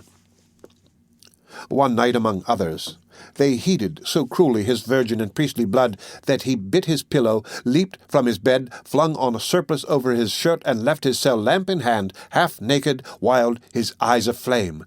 He knew where to find the key to the red door which connected the cloister with the church, and he always had about him, as the reader knows, the key of the staircase.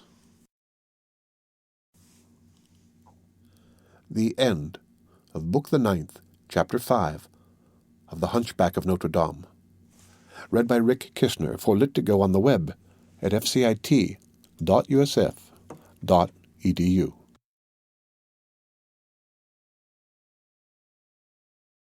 The Hunchback of Notre Dame by Victor Hugo. Volume 2, Book the 9th, Chapter 6. Continuation of the Key to the Red Door. That night, ␍𝔶𝐻 had fallen asleep in her cell, full of oblivion, of hope, and of sweet thoughts. She had already been asleep for some time, dreaming as always of Phoebus, when it seemed to her that she heard a noise near her. She slept lightly and uneasily, the sleep of a bird. A mere nothing waked her. She opened her eyes. The night was very dark. Nevertheless, she saw a figure gazing at her through the window. A lamp lighted up this apparition. The moment that the figure saw that ␍𝔶𝐻 had perceived it, it blew out the lamp. But the young girl had had time to catch a glimpse of it. Her eyes closed again with terror. "Oh," she said in a faint voice, "the priest." All her past unhappiness came back to her like a flash of lightning. She fell back on her bed, chilled. A moment later, she felt a touch along her body which made her shudder so that she straightened herself up in a sitting posture, wide awake and furious. The priest had just slipped in beside her. He encircled her with both arms. She tried to scream out, but could not.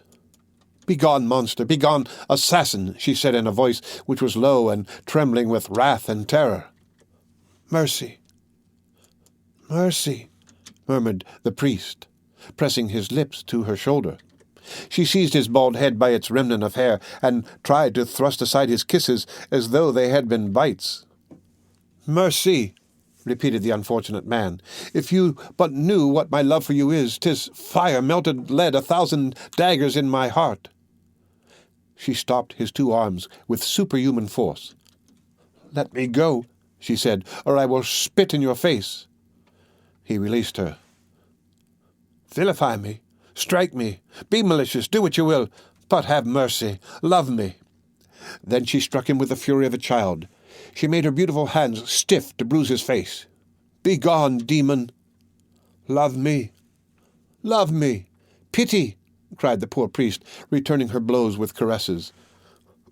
All at once she felt him stronger than herself. "There must be an end to this," he said, gnashing his teeth. She was conquered. Palpitating in his arms and in his power, she felt a wanton hand straying over her. She made a last effort and began to cry. "Help! Help! A vampire! A vampire!" Nothing came. Djali alone was awake and bleating with anguish. "Hush!" said the panting priest. All at once, as she struggled and crawled on the floor, the gypsy's hand came in contact with something cold and metallic. It was Quasimodo's whistle. She seized it with a convulsive hope, raised it to her lips, and blew with all the strength that she had left. The whistle gave a clear, piercing sound. "What is that?" said the priest. Almost at the same instant he felt himself raised by a vigorous arm. The cell was dark. He could not distinguish clearly who it was that held him thus, but he heard teeth chattering with rage, and there was just sufficient light scattered among the gloom to allow him to see above his head the blade of a large knife. The priest fancied that he perceived the form of Quasimodo. He assumed that it could be no one but he. He remembered to have stumbled as he entered over a bundle which was stretched across the door on the outside, but, as the newcomer did not utter a word, he knew not what to think. He flung himself on the arm which held the knife, crying, "Quasimodo!" He forgot at that moment of distress that Quasimodo was deaf. In a twinkling, the priest was overthrown, and a leaden knee rested on his breast.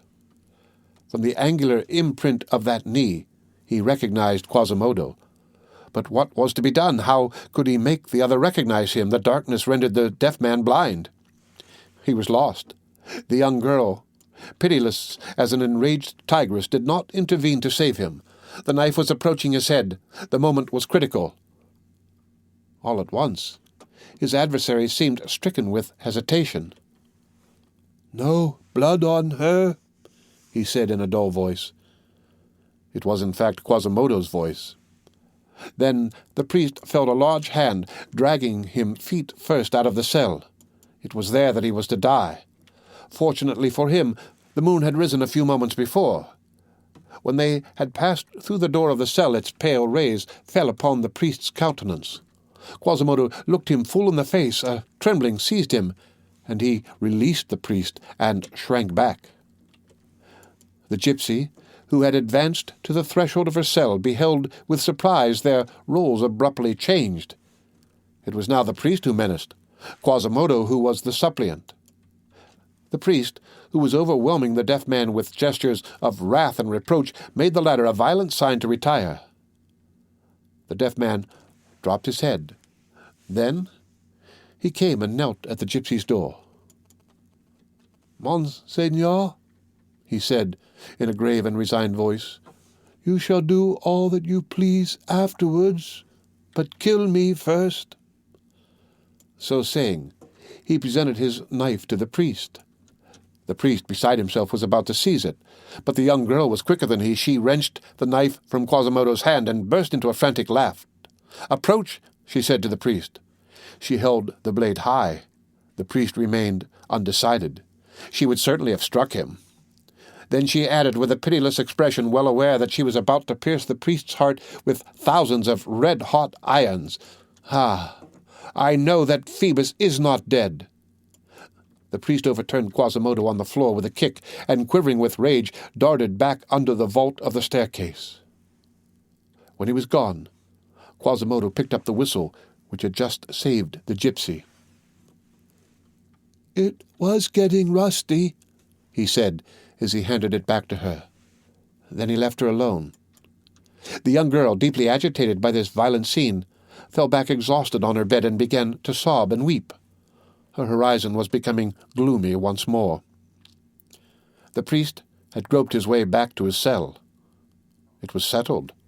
Dom Claude was jealous of Quasimodo. He repeated with a thoughtful air his fatal words. "No one shall have her." The end of Book the 9th, Chapter 6, of The Hunchback of Notre Dame. Read by Rick Kistner for Lit2Go on the web at fcit.usf.edu.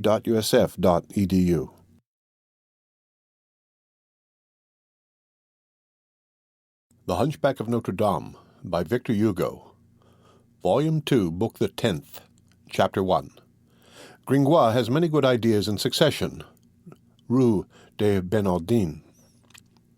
As soon as Pierre Gringoire had seen how this whole affair was turning, and that there would decidedly be the rope, hanging, and other disagreeable things for the principal personages in this comedy, he had not cared to identify himself with the matter further. The outcasts with whom he had remained, reflecting that, after all, it was the best company in Paris, the outcasts had continued to interest themselves in behalf of the gypsy.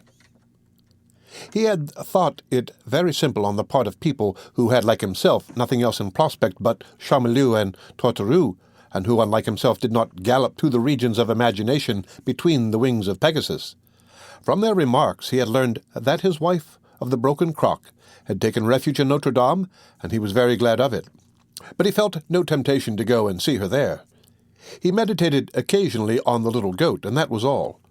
Moreover, he was busy executing feats of strength during the day for his living, and at night he was engaged in composing a memorial against the Bishop of Paris, for he remembered having been drenched by the wheels of his mills, and he cherished a grudge against him for it.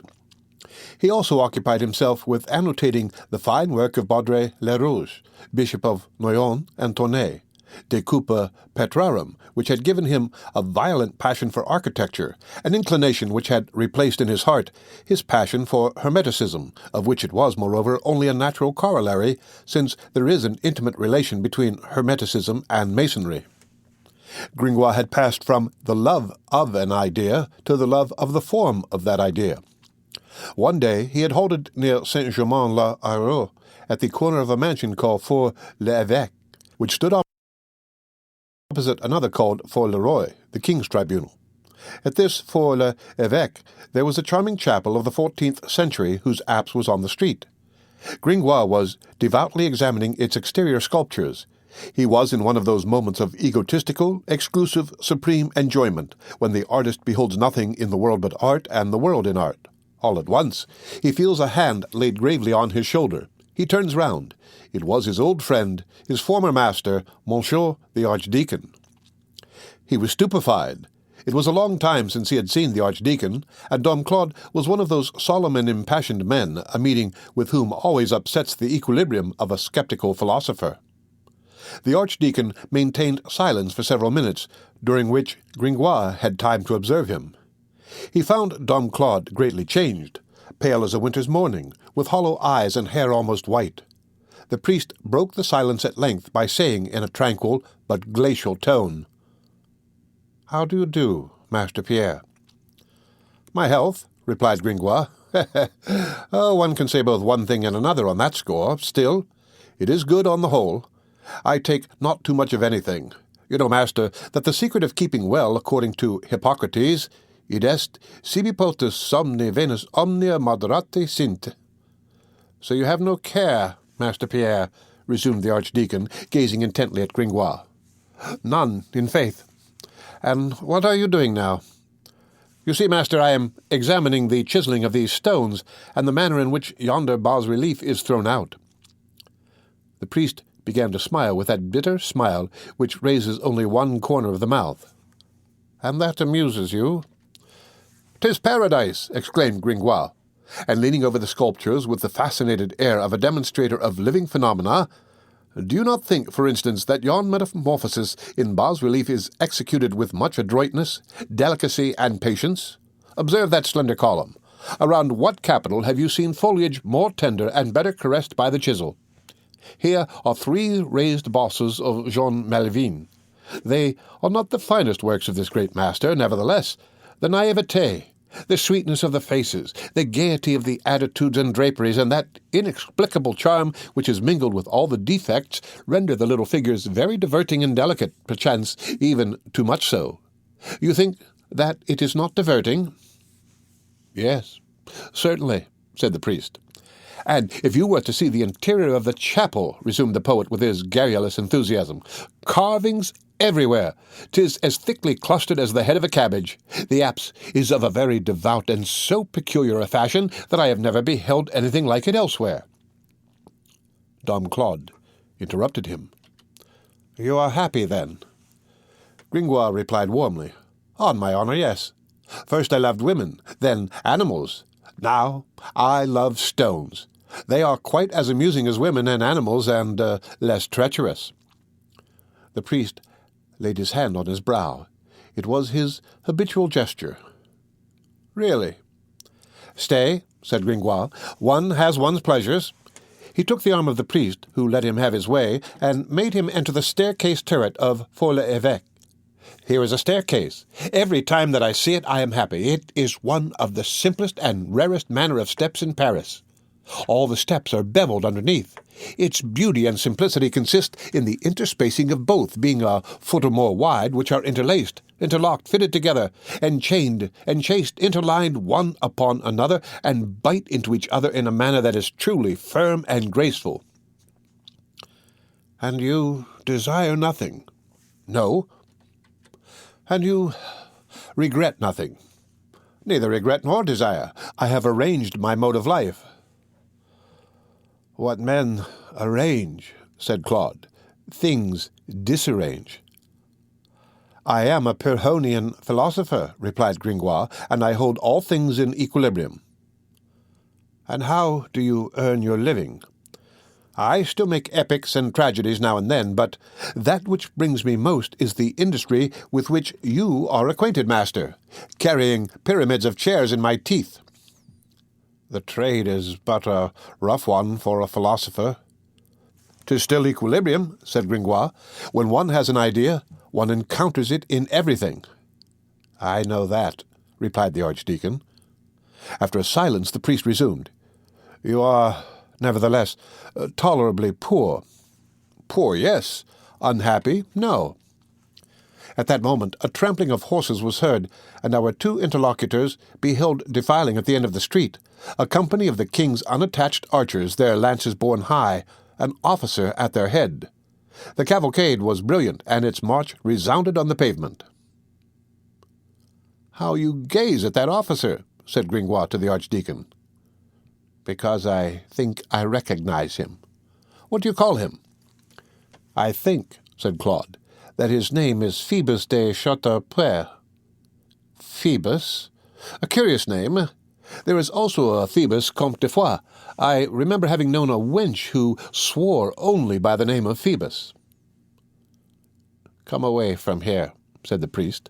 "I have something to say to you." From the moment of that troop's passing, some agitation had pierced through the Archdeacon's glacial envelope. He walked on. Gringoire followed him, being accustomed to obey him like all who had once approached that man so full of ascendancy. They reached in silence the Rue des Bernardines, which was nearly deserted. Here Dom Claude paused. "What have you to say to me, master?" Gringoire asked him. "Do you not think that the dress of those cavaliers whom we have just seen is far handsomer than yours and mine?" Gringoire tossed his head. "Aye, faith. I love better my red and yellow jerkin than those scales of iron and steel. A fine pleasure to produce when you walk, the same noise as the quay of old iron in an earthquake." "So, Gringoire, you have never cherished envy for those handsome fellows in their military doublets?"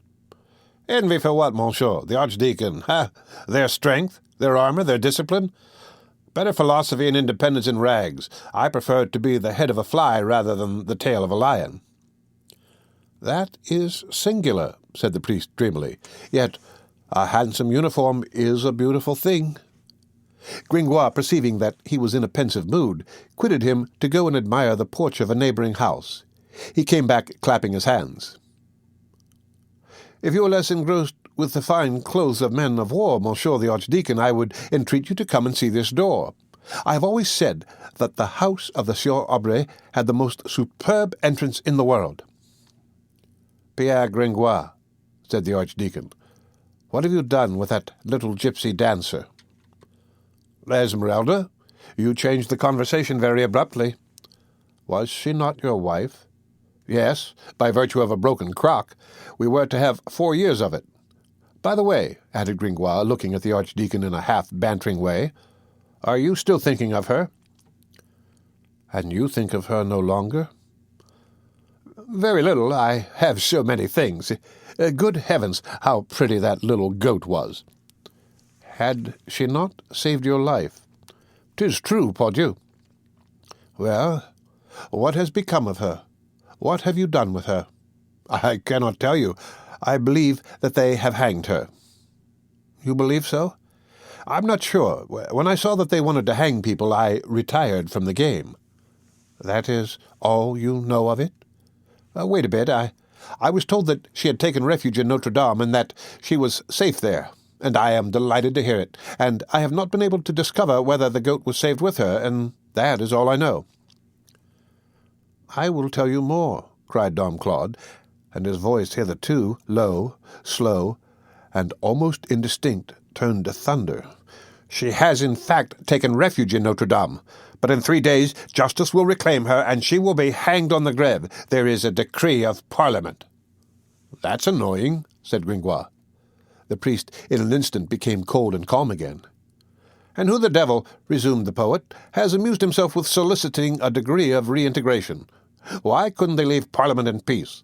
What harm does it do if a poor girl takes shelter under the flying buttresses of Notre Dame besides the swallows' nests? There are Satans in this world, remarked the Archdeacon. "'Tis devilish badly done," observed Gringoire. The Archdeacon resumed after a silence. "So, she saved your life. Among my good friends, the outcasts, a little more or a little less, and I should have been hanged. They would have been sorry for it today. Would you not like to do something for her?" "I ask nothing better, Dom Claude, but what if I entangle myself in some villainous affair?" "What matters it?" What matters it? You're a good master, that you are. I have 2 great works already begun." The priest smote his brow. In spite of the calm which he affected, a violent gesture betrayed his internal convulsions from time to time. "How is she to be saved?" Gringoire said to him, "Master, I will reply to you ℌ𝔞𝔫𝔞𥐴, which means in Turkish, God is our hope." "How is she to be saved?" repeated Claude dreamily. Gringoire smote his brow in his turn. "Listen, master. I have imagination. I will devise expedients for you. What if one were to ask her pardon from the king?" "Of Louis XI? A pardon? Why not?" "To take the tiger's bone from him?" Gringoire began to seek fresh expedients. "Well, stay. Shall I address to the midwives a request accompanied by the declaration that the girl is with child?" This made the priest's hollow eye flash. "With child? Knave, do you know anything of this?" Gringoire was alarmed by his air. He hastened to say, "Oh, no, not I. Our marriage was a real, foris maritagium. I stayed outside, but one might obtain a respite all the same." "Madness! Infamy! Hold your tongue." "You do wrong to get angry," muttered Gringoire. "One obtains a respite that does no harm to anyone and allows the midwives, who are poor women, to earn 40 deniers parisis." The priest was not listening to him. "But she must leave that place, nevertheless," he murmured.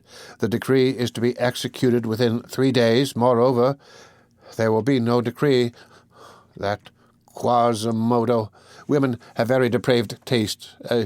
He raised his voice. "Master Pierre, I have reflected well. There is but one means of safety for her." "What?" "I see none myself."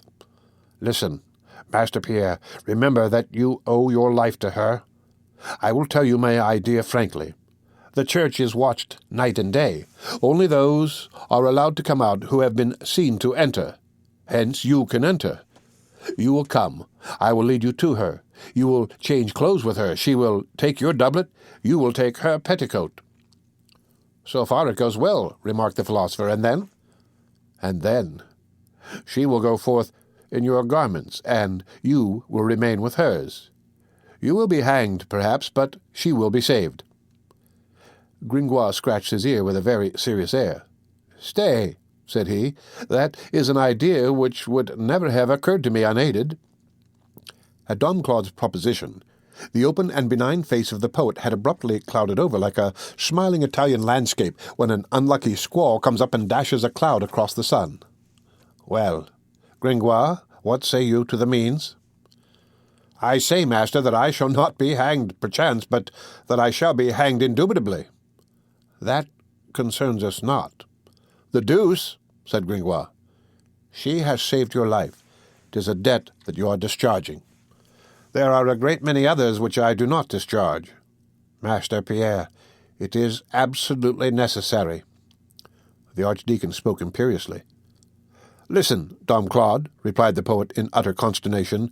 "You cling to that idea, and you are wrong. I do not see why I should get hanged myself in someone else's place." "What have you, then, which attaches you so strongly to life?" "Oh, 1,000 reasons." "What reasons, if you please?" "What? The air, the sky, the morning, the evening, the moonlight, my good friends, the thieves, our jeers with the old hags of go-betweens, the fine architecture of Paris to study, 3 great books to make, one of them being against the bishops and his mills. And how can I tell all? Anaxagoras said that he was in the world to admire the sun. And then from morning till night I have the happiness of passing all my days with a man of genius, who is myself, which is very agreeable."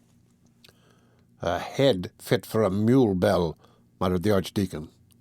"Oh, tell me who preserved for you that life which you render so charming to yourself? To whom do you owe it that you breathe that air, behold that sky, and can still amuse your lark's mind with your whimsical nonsense and madness? Where would you be, had it not been for her? Do you then desire that she, through whom you are alive, should die, that she should die, that beautiful, sweet, adorable creature who is necessary to the light of the world and more divine than God, while you, half wise and half fool, a vain sketch of something, a sort of vegetable, which thinks that it walks and thinks that it thinks, you will continue to live with the life which you have stolen from her, as useless as a candle in broad daylight? Come, have a little pity, Gringoire. Be generous in your turn. It was she who set the example." The priest was vehement. Gringoire listened to him at first with an undecided air. Then he became touched, and wound up with a grimace which made his pallid face resemble that of a newborn infant with an attack of the colic. "You are pathetic," said he, wiping away a tear. "Well, I will think about it. That's a queer idea of yours. After all," he continued after a pause, "who knows? Perhaps they will not hang me. He who becomes betrothed does not always marry. When they find me in that little lodging so grotesquely muffled in petticoat and coif, perchance they will burst with laughter, and then, if they do hang me, well, the halter is as good a death as any. 'Tis a death worthy of a sage who has wavered all his life, a death which is neither flesh nor fish, like the mind of a veritable skeptic, a death all stamped with Pyrrhonism and hesitation, which beholds the middle station betwixt heaven and earth, which leaves you in suspense. 'Tis a philosopher's death, and I was destined thereto perchance. It is magnificent to die as one has lived." The priest interrupted him. "Is it agreed?" "What is death, after all?" pursued Gringoire with exultation. "A disagreeable moment, a toll-gate, the passage of little to nothingness. Someone having asked Cercidas, the megalopolitan, if he were willing to die. 'Why not?' he replied, 'for after my death I shall see those great men, Pythagoras among the philosophers, Hecataeus among historians, Homer among the poets, Olympus among musicians.'" The Archdeacon gave him his hand. "It is settled, then? You will come tomorrow?" This gesture recalled Gringoire to reality. "Aye, in faith, no," he said in the tone of a man just waking up. "Be hanged? 'Tis too absurd. I will not." "Farewell, then." And the Archdeacon added between his teeth, "I'll find you again." "I do not want that devil of a man to find me," thought Gringoire, and he ran after Dom Claude. "Stay, Monsieur the Archdeacon. No ill feeling between old friends. You take an interest in that girl, my wife, I mean, and 'tis well. You have devised a scheme to get her out of Notre Dame, but your way is extremely disagreeable to me, Gringoire. If I had only another one myself. I beg to say that a luminous inspiration has just occurred to me. If I possessed an expedient for extricating her from a dilemma without compromising my own neck to the extent of a single running knot, what would you say to it? Will not that suffice you? Is it absolutely necessary that I should be hanged in order that you may be content?" The priest tore out the buttons of his cassock with impatience. "Stream of words! What is your plan?" "Yes," resumed Gringoire, talking to himself and touching his nose with his forefinger in sign of meditation. "That's it. The thieves are brave fellows. The tribe of Egypt love her. They will rise at the first word. Nothing easier. A sudden stroke. Under cover of the disorder they will easily carry her off. Beginning tomorrow evening, they will ask nothing better." "The plan. Speak," cried the Archdeacon, shaking him. Gringoire turned majestically towards him. "Leave me. You see that I am composing." He meditated for a few moments more, then began to clasp his hands over his thought, crying, "Admirable! Success is sure." "The plan," repeated Claude in wrath. Gringoire was radiant. "Come, that I may tell you that very softly. 'Tis a truly gallant counterplot which will extricate us all from the matter. Pardieu! It must be admitted that I am no fool." He broke off. "Oh, by the way, is the little goat with the wench?" "Yes, the devil take you." "They would have hanged it also, would they not?" "What is that to me?" "Yes, they would have hanged it. They hanged a sow last month. The headsman loveth that. He eats the beast afterwards. Take my pretty de jolly, poor little lamb." "Malediction!" exclaimed Dom Claude. "You are the executioner. What means of safety have you found, knave? Must your ID be extracted with the forceps?" "Very fine, master. This is it." Gringoire bent his head to the Archdeacon's head, and spoke to him in a very low voice, casting an uneasy glance the while from one end to the other of the street, though no one was passing. When he had finished, Dom Claude took his hand and said coldly, "'Tis well. Farewell until tomorrow." "Until tomorrow," repeated Gringoire, and while the Archdeacon was disappearing in one direction, he set off in the other, saying to himself in a low voice, "Here's a grand affair, Monsieur Pierre Gringoire." Never mind. 'Tis not written that because one is of small account one should take fright at a great enterprise.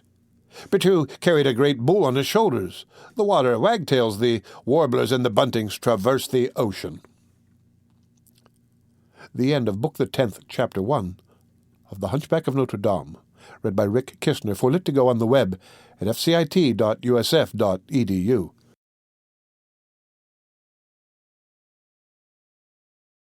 The Hunchback of Notre Dame by Victor Hugo. Volume 2, Book the 10th, Chapter 2. Turn Vagabond. On re-entering the cloister, the Archdeacon found at the door of his cell his brother Jehan de Melun, who was waiting for him, and who had beguiled the tedium of waiting by drawing on the wall with a bit of charcoal a profile of his elder brother, enriched with a monstrous nose. Dom Claude hardly looked at his brother. His thoughts were elsewhere. That merry scamp's face, whose beaming had so often restored serenity to the priest's sombre physiognomy, was now powerless to melt the gloom which grew more dense every day over that corrupted, mephitic, and stagnant soul. "Brother," said Jehan timidly, "I am come to see you." The Archdeacon did not even raise his eyes. "What then?" "Brother," resumed the hypocrite, "you are so good to me, and you give me such wise counsels that I always return to you." "What next?" "Alas, brother, you were perfectly right when you said to me, 'Jehan, cesset doctorum doctrina, discipulorum disciplina.' Jehan, be wise. Jehan, be learned. Jehan, pass not the night outside of the college without lawful occasion and due leave of the master. Cudgel not the Picards. Nulli Jehan, verberare Picardos. Rot not like an unlettered ass, quasi asinus illiteratatus, on the straw seats of the school. Jehan, allow yourself to be punished at the discretion of the master. Jehan, go every evening to chapel and sing there an anthem with verse and orison to Madame the glorious Virgin Mary. Alas, what excellent advice was that!" And then, "Brother, you behold a culprit, a criminal, a wretch, a libertine, a man of enormities. My dear brother, Jehan hath made of your counsels straw and dung to trample underfoot. I have been well chastised for it, and God is extraordinarily just. As long as I had money, I feasted, I led a mad and joyous life. Oh, how ugly and crabbed behind is debauch which is so charming in front. Now I have no longer a blank. I have sold my napery, my shirt and my towels. No more merry life.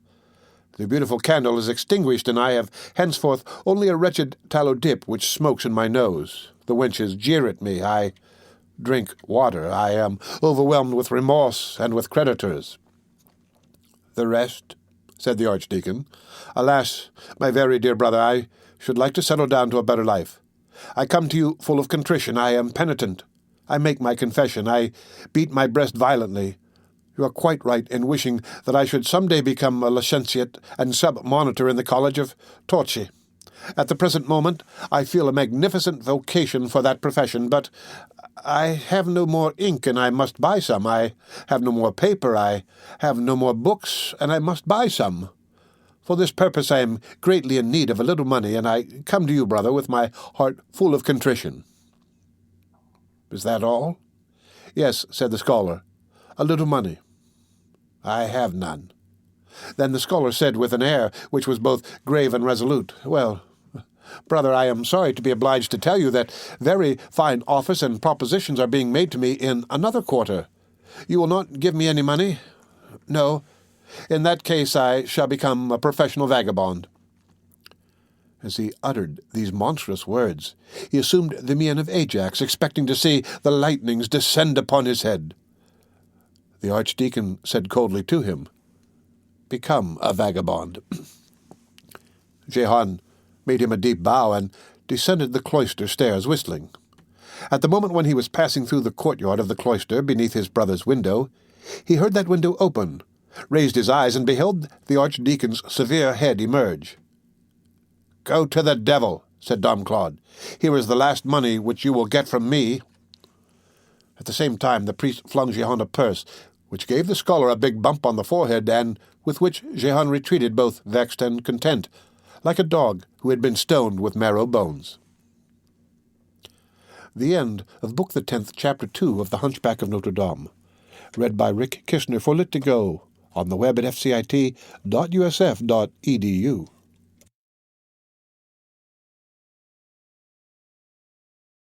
The Hunchback of Notre Dame by Victor Hugo. Volume 2, Book the 10th, Chapter 3. Long live mirth. The reader had probably not forgotten that a part of the Court of Miracles was enclosed by the ancient wall which surrounded the city, a goodly number of whose towers had begun, even at that epoch, to fall to ruin.